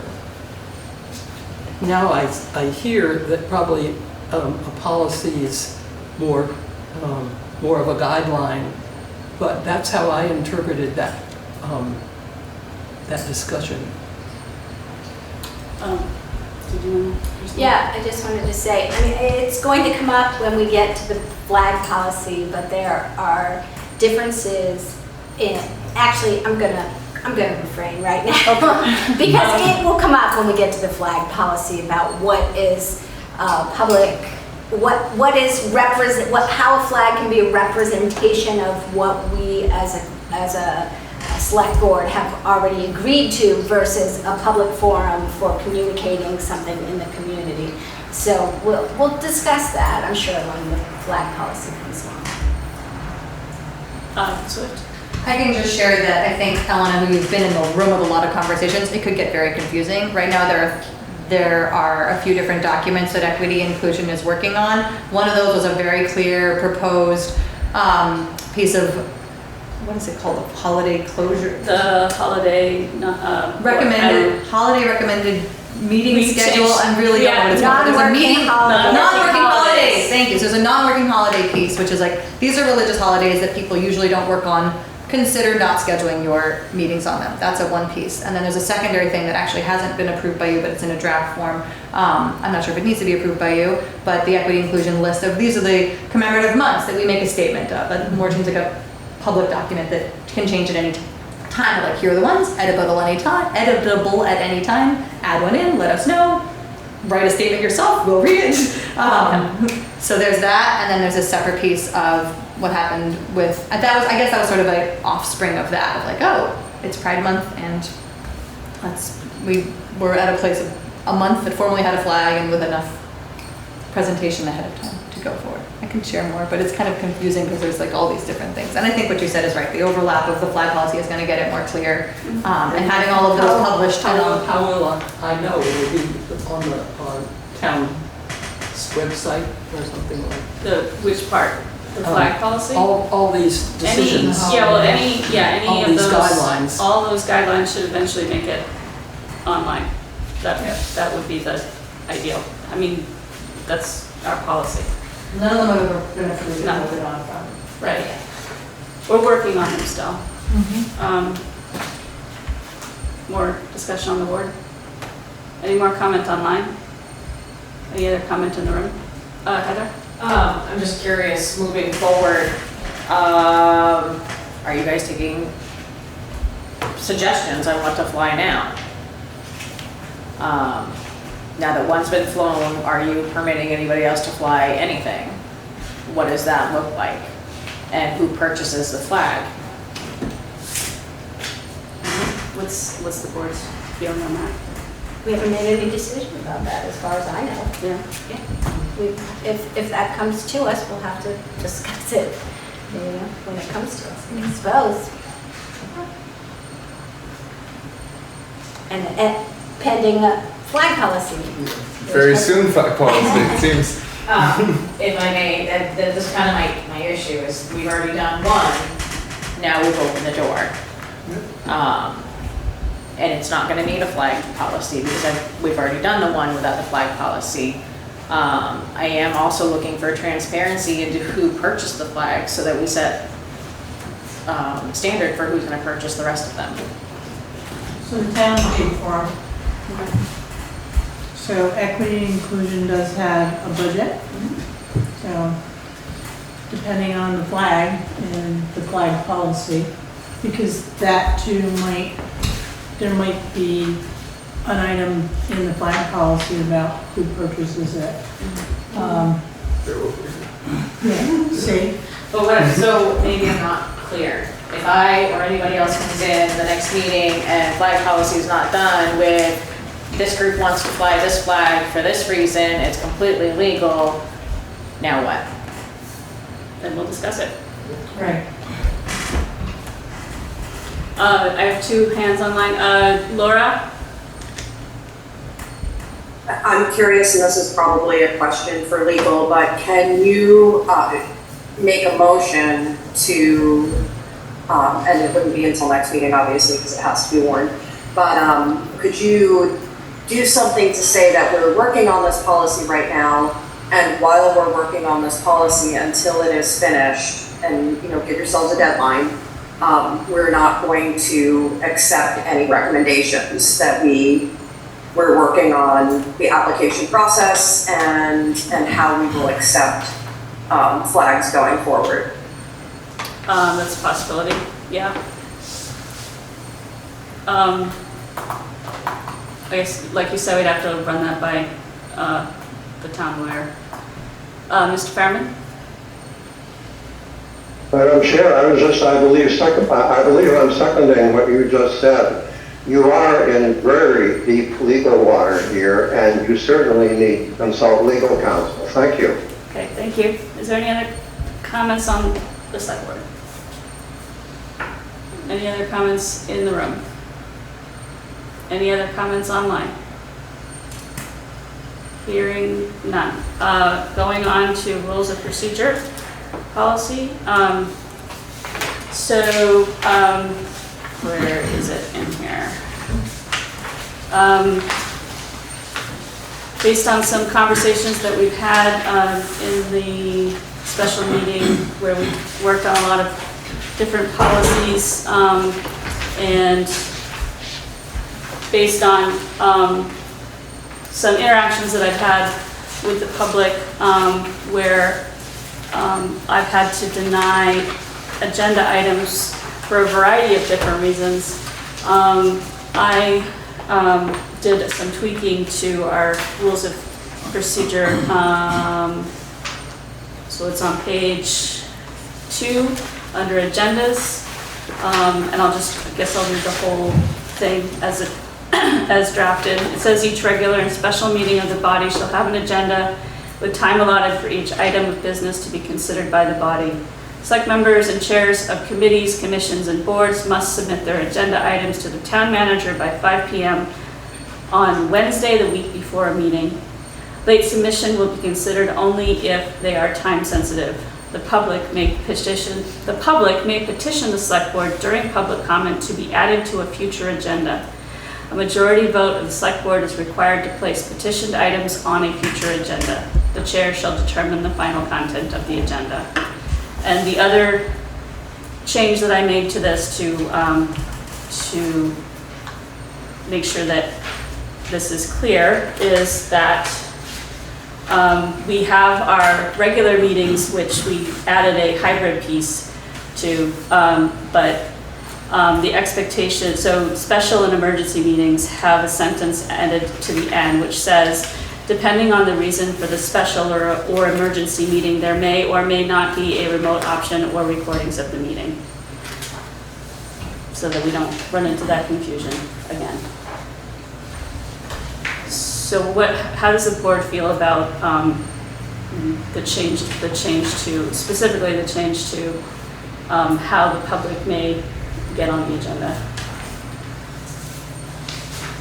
Basically, this takes it out of my hands and brings it up to you guys, and if you think it's rises to the level of an agenda item, we put it on the next agenda. If you don't think it does, then it's public comment. People have the right to say whatever they want to say in public comment and make their points known then. Is there anywhere in this that talks about public comment? Yes. Where's that? Just so somewhere. Look at that. Let's see. In conjunction with this.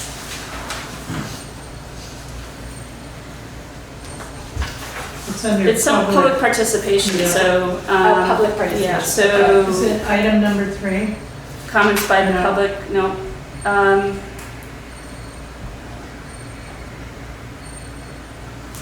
I guess we don't have anything specific to public comments of items not on the agenda is what you mean. Right. Yeah. Right. So yeah, I guess that would need to be made clear. Could be really short, could be number 2. There shall be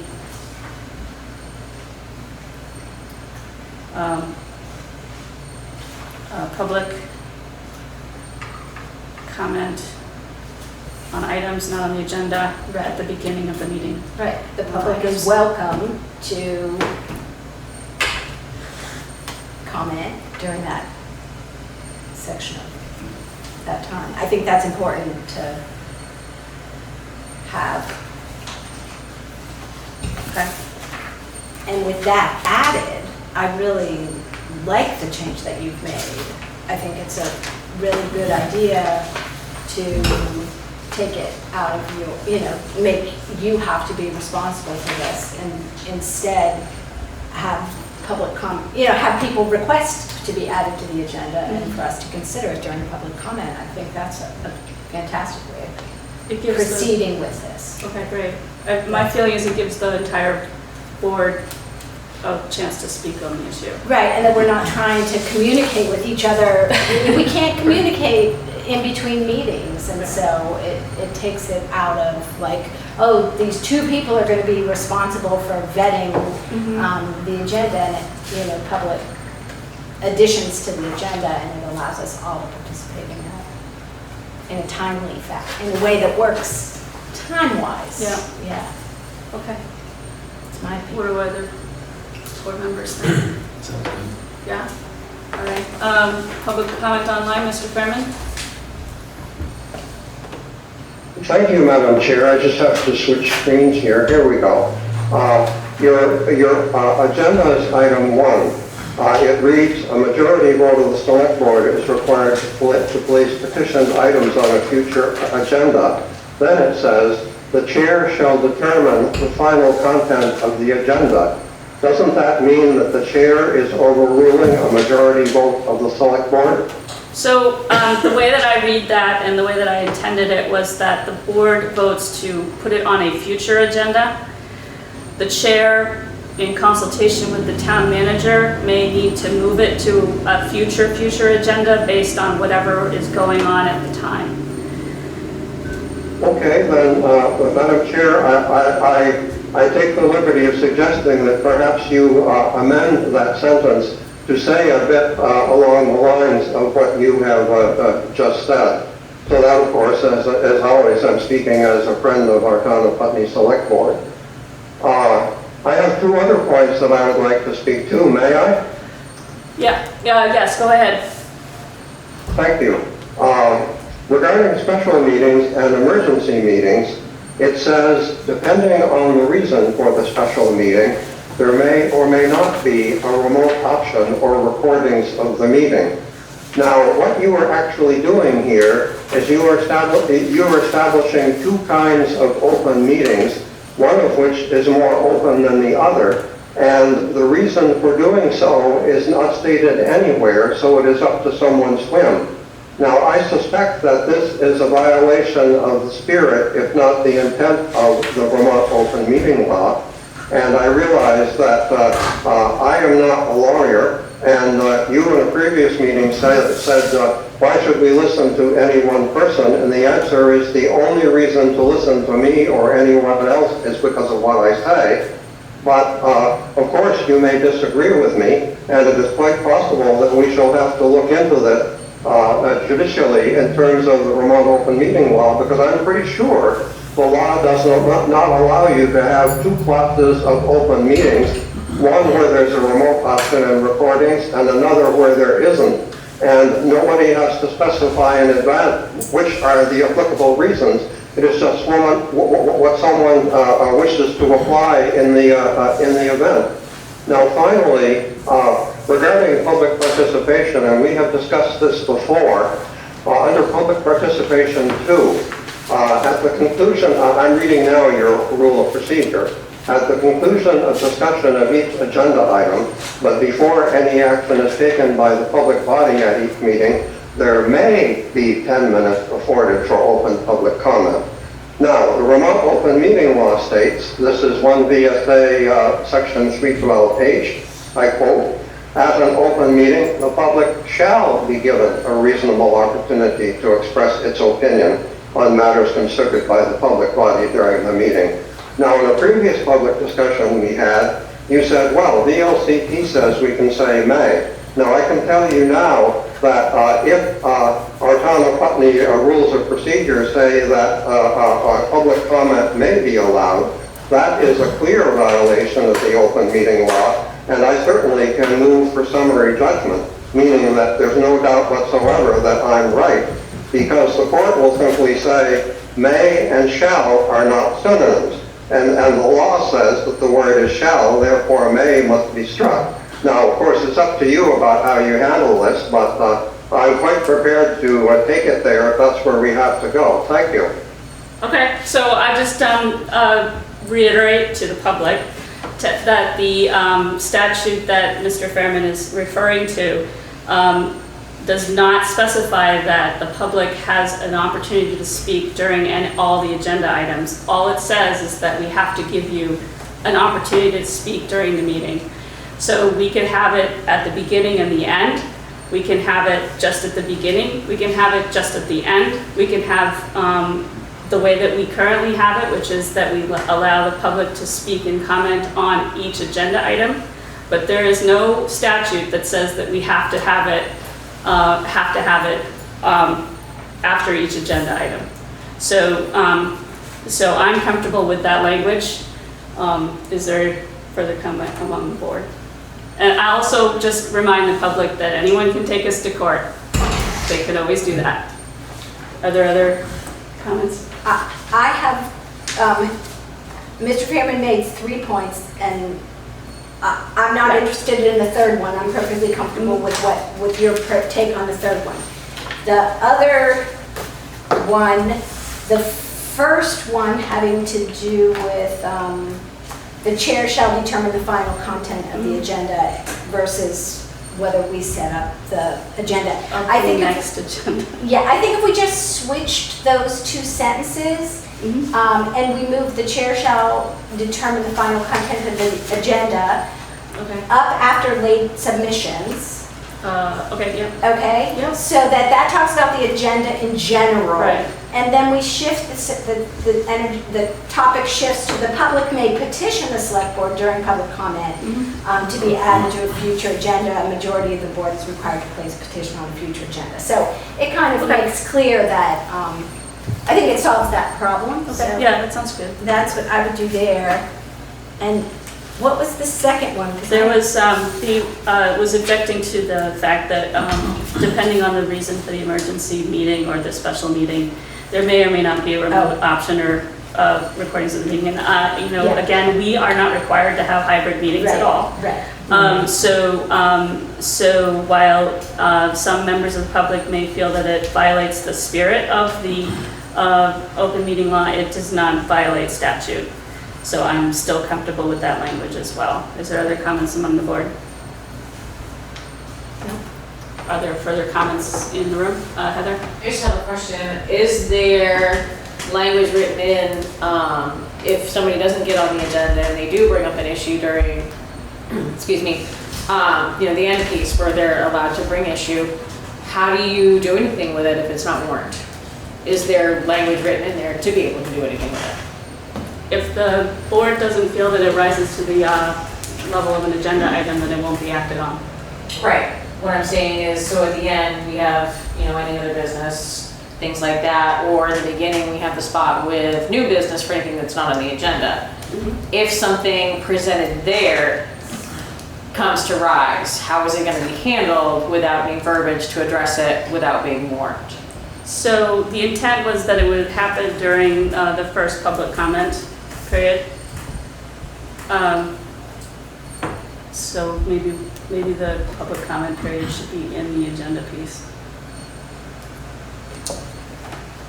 I don't understand what you're saying. So I guess if I understand you correctly, so we have several different public comment periods throughout the meeting, and it comes at the end at other business, and that's not warned. And the point was that Right, so it would, my assumption is that it would come up, not at all the times we have public comment throughout, but specifically public comment on items not on the agenda, right? So that's where we say, like, public, what do you got to say here that we don't have on the agenda? So what I'm understanding your question to be is, what if something comes up that should have been warned? Or that... So yes, but more. So if it wasn't warned, if it wasn't on the agenda, it gets brought up in either place, because there is the option that if you weren't recognized and added to the agenda at the end of the meeting, you can speak up, say your piece. If for some reason that is worth doing something about, how do you deal with it if it's not warned? I would imagine what we would do is we'd put it on we'd warn it for the next agenda. Exactly. You know, if there was something that came up that we felt, oh my goodness, we need to take action on this, then we decide that and put it on and warn it for the next agenda. That's what I would think. I agree with you, Peg, because if something is brought to this board in public comment, they don't have time to make a decision, because they may have to do some fact finding, do some research, and talk to people, talk to the person, and get more information. So putting the board on the spot to make a decision about something, right then and there, is not fair to that board. So, and I agree with you, it would, unless if it was an emergency, you know, health or life or whatever, they could call a special meeting, because special meetings have to be warned 24 hours in advance. Emergency meetings don't have to be, but open meeting law states you should not have those unless it's like a dire emergency. So, they need time with something that's just brought up. Right. so. Right, that would be my question, if the language is, if you did not get your spot that you requested on the agenda, you have the opportunity to bring it up under new business. Maybe that doesn't make sense. They still want to be able to act. Other businesses public comment as well, Yes, so, yeah, yeah. so, it's just whether it makes it to, this itemized list. You know, some else do an email to the select board, any select board member, and then come into a meeting. You know, they have the opportunity to review it and decide how they're gonna handle it. So, to be fair to the board, they need time. Right. So I was gonna add the other layer of that when items aren't on the agenda, the public doesn't know they're being discussed, or the public doesn't know to come or not, or to support, or to just be part of that discussion. Yeah. And that's something that comes up in equity all the time, because people bring in lots of things to public comment, like, oh, we really would love to act on that, that sounds great, and we have to do it at our next meeting. So, and have some time to think about it, and even if we all agree, we want to make sure the public has a moment to know that we're talking about that. yeah, and that happens a lot. I think my intent here was to replace the piece that we had before, which was members of the public are encouraged to put on an agenda item for specific items with this, because the public may think that it rises to the level of an agenda item, but it really might not. So, so that was the intent. Mr. Fairman? Madam Chair, I want to compliment you. You are very good at this, and so am I. We now have joined the issue of public comment. Is public comment, in fact, generic? In other words, it may happen sometime during the meeting, or is it specific? In other words, does it happen during consideration of a specific agenda item? Now, I play fair in these matters. You have raised a very interesting point, and really, we've now opened the debate. So between now and our next meeting, I'm going to find out what I can find out, and I do have some people around the state whom I can consult also, and I will get back to you folks at the next meeting with what I found out. Now, it may be that we have to ask a court to answer the question, and if so, fair enough, because that's civil law is a debate. It is not a matter of guilt versus innocence. It is there is a debate in which there is a judge, just as there is informal debate, and we may have to go before a judge in order to resolve this, because this is a very important question. Is public comment generic or is it specific? Thank you very much for helping me to frame this matter, and I'll move it forward from here, and we're going to get something very important done. Thank you. Okay, thank you. So do you want to sit with this for this meeting, or do you want to approve it as amended? I would like to approve it as amended. Look, I move that we approve it as amended. As amended. Question, Peg, in terms of amendments, you had a suggestion. One amendment is that under agendas, that the last sentence be moved up 2 sentences so that it's after the late submission will be considered sentence. So move that. We added a public participation piece. Do you want to read that? That says there shall be public comment on items not on the agenda at the beginning of the meeting. And I don't know if we agreed on whether we were going to put may petition the select board during public comments on items not on the agenda in agenda item number 1 was what I sat down. Wait, can you say that again? The public may petition the select board during public comments on items not on the agenda to be added to a future agenda. Yeah.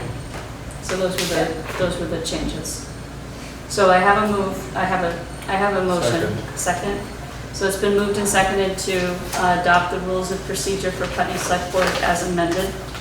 So further discussion on the board? Any comments on? No, I'm just zoning out. Me too. Staring at the space in front of you. It's all right, we can stare at each other. Are there further comments online? Okay, hearing none. All in favor? Any opposed? Okay. Oh boy, we still have stuff to do. So the next piece is the appointment policy. And why did you have that on the agenda? Because there was conversation about the executive session piece. Right, we wanted to take that out. Page 3, Article 10, exceptions.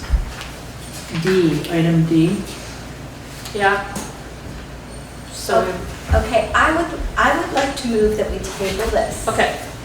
Because, I'm sorry, I know we're trying to get this through. But this is the first time I've seen it without all the markups and everything, and I really would like to take another stab at it, to make it clearer for the public about how, and I got feedback from equity and inclusion too, like how do we, so that somewhere in here, what I'm aiming for is somewhere in here where there is a section, an article that specifically tells people, if you want to apply, this is what you do, versus all the stuff that we're going to do. I want it to be really, really clear so that people can know how to join committees, and it's simple for them, and they don't get lost in all the mumbo jumbo. So you'd like to table? I would like to table it and take it and bring it back. Okay. So, Mr. Fairman, this has been tabled, so if you don't mind holding that comment. You're right, thank you. Okay, thanks.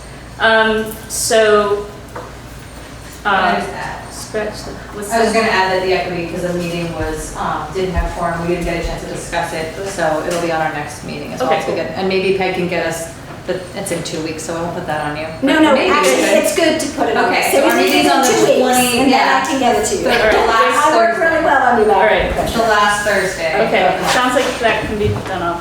Okay, Yeah. and can I get a Word document?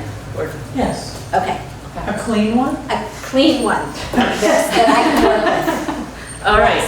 Without all the red crossing out and stuff. Okay, so for a tabled item, we've been talking a lot about. Okay. So let's go on to select board reports. So this is our attempt, rather than have the big long addenda, which nobody ever read and we weren't getting to. This is we were working on it. we getting to some of it, but a lot of it we were not. yourself So credit. no, we've done a lot of work, but Yes. but it was getting unwieldy, and we weren't really. It wasn't, that process wasn't working. So Peg had a suggestion to add in select board reports, and this is where we either can report on the great work that we're doing, or we can be grilled by our fellow select board members as to why we haven't gotten it done yet. So I just wanted to say that I did work with Peg to streamline the non-working holiday, whatever we decided to call it, resolution. So, and that is also being run by Equity and Inclusion Advisory Committee, so that was good work. I have not gotten to the social policy yet, and hopefully I still have the piece of paper that has all of my scribbles on it. And there was one other thing that I had on my plate that I asked for. Oh, rules and procedure, but we did that, okay. So, does anybody, yeah, see? So, does anybody have stuff that you're working on? You're working on a flag policy. That's right. Right. So, select board reports, so these are like in-process work, right? So, Yes. these things should be on here, right? And, well, I mean, there's other things on here, but none of the things you are just talking about. we So could, I'm we confused could. about the process. I was envisioning it as just being a free-for-all report process, because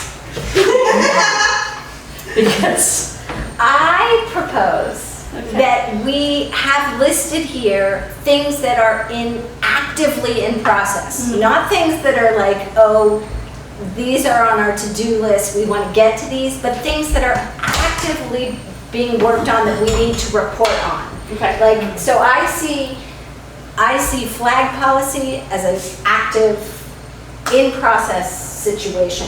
I see ARPA getting that nailed as an active, I see the non-working holiday as an active in process. So in my mind, I would love to see all of those in this report section where we're just saying, Okay. you know, reporting in on those without taking action. But if for some reason we forgot, we were working on it, we wanted to bring it up, can we still bring it up? Yes, we Say, can, I was doing something too. but then we should add it for the next time so that we can. Okay, fair enough. Do you know what I mean? Yeah. Because my goal is to keep these things that are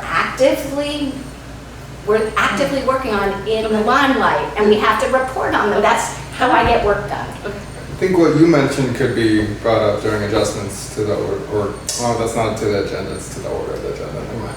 I tried. Yeah. I mean, well, no, I mean, we could also add things to that list. I don't really want to get bogged down on the list stuff, but I hear what you're saying. So, Karen? What I don't want to see is a 2-page agenda. Right.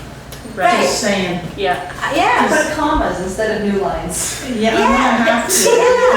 Yeah, right. You know, I mean, this makes it shorter than when we had all the stuff in the back. Yeah, We're but- getting better. Well, all that stuff on the back is important, and we can't forget it. I'm with you. Well, we can still put it on. But the I back. also feel as a board, Yeah. you can only take on so much. And even when you're working with other committees, I think it's great you're collaborating with other committees. It's important and work is getting done. We are making progress and I love it. But, yeah, I think you need to not work in the silo, but you should just have maybe a handful of things actively working. That's exactly what I'm saying. And I think by listing those handful of things, I really don't know how other people work, but it motivates me if I'm going to be expected to come and have to answer to the fact that I said I was going to do that ARPA resolution and I didn't do it, and I'm a little embarrassed by that. And if it's on this list, I'm going to do it next time because I'm not going to. You know what I mean? Like, it just So it's works going to for fall me. off, and it's going to fall off the list because you're going to do it. So. But it won't fall off until it goes, I get it up on the agenda. I get it in as an agenda item. So my report is that I have not done that resolution. But see, what I'm saying is that now you're all embarrassed, and you're gonna get it done this week, and you're gonna put it on the agenda for the next week. And so meanwhile, I can be embarrassed next time by saying I have not touched the social agency policy. Okay. Yeah. So we can try the roll Public approach. humiliation. Yes. That's the way to go. To get our work done. Absolutely. All right. So we'll try that out. And back to the reports though. Does anybody else have anything else that they've been working on actively? Okay. So Charlie's working on the blight ordinance. Yeah, we need to talk about that. Okay. Do you want to put that on the next one? Not yet. Not yet. Okay. But this is a good, chance to bring it up. Okay. Are we done with that Yeah. part? Okay. Wait, did I open it up to public comment? I don't think I did. Is there public comment in the room about the select board reports? Our new agenda I think items? it's a great idea. Okay. This felt overwhelming, and I think it wasn't getting, and that what you said feels really relevant, like, oh, let's have accountability, and for the public to know what's really actively moving. I mean, as Karen pointed out, actually there were things actually getting worked on, but it wasn't clear what was being worked on and what was, in process and what had been put down in some pile in somebody's house. So I think this is a better process. Well, when it's that long, you check something off, you barely notice. Right. Yeah, exactly. Are there comments online about the select board reports? Okay, so moving on to. Wait, there's a comment. Oh, I'm sorry, Heather. I was just curious what, maybe I zoned out for a little bit, these chairs are kind of hard. It's like, Sorry. But what changes? Like, are we getting descriptions of what happened with a shorter list, or are we just getting a shorter list? I guess it depends on where we're at. Okay. So, I believe that anything on the reason I want to have this here is because I want to hear a report from somebody. I Who's want to working hear, on like, something. okay, Peg, you're working on that ARPA, where are you at with that? Right. And I get to say where I'm at with it. And so crosswalk, so these reports should really have names attached to them. What people are responsible for that and to report out. That's what I think, but that's.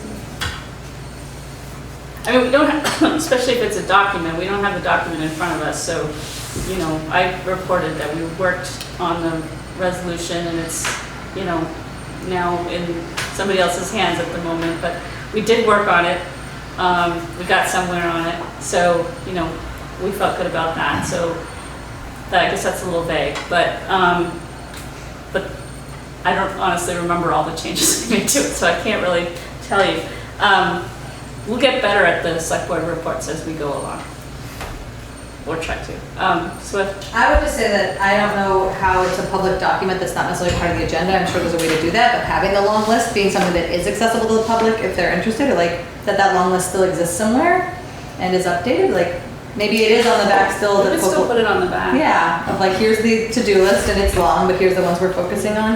Doesn't have to, but I think it'd just be something that like is a Google Doc that you update as Sorry, things. Karen. I don't think it needs to be on the agenda, but maybe it's someplace public, maybe it's just at the end of your packet, because then it would be in our, I don't know, I want to make it easy on you, but that some place that the public does know that list of like, these are in the, even if they're in the far peripheral. I honestly feel that list is important because there might be people in the community that may, you know, be interested. Okay.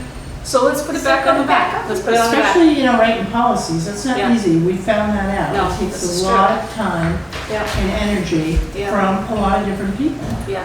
And we're all busy, Yeah. you know, but yeah, So let's- we got a policy writer out there in the community, come on up. Right. So Because- let's add that back to the back, but let's stick with the reports as the active, as the Yes. things that are active.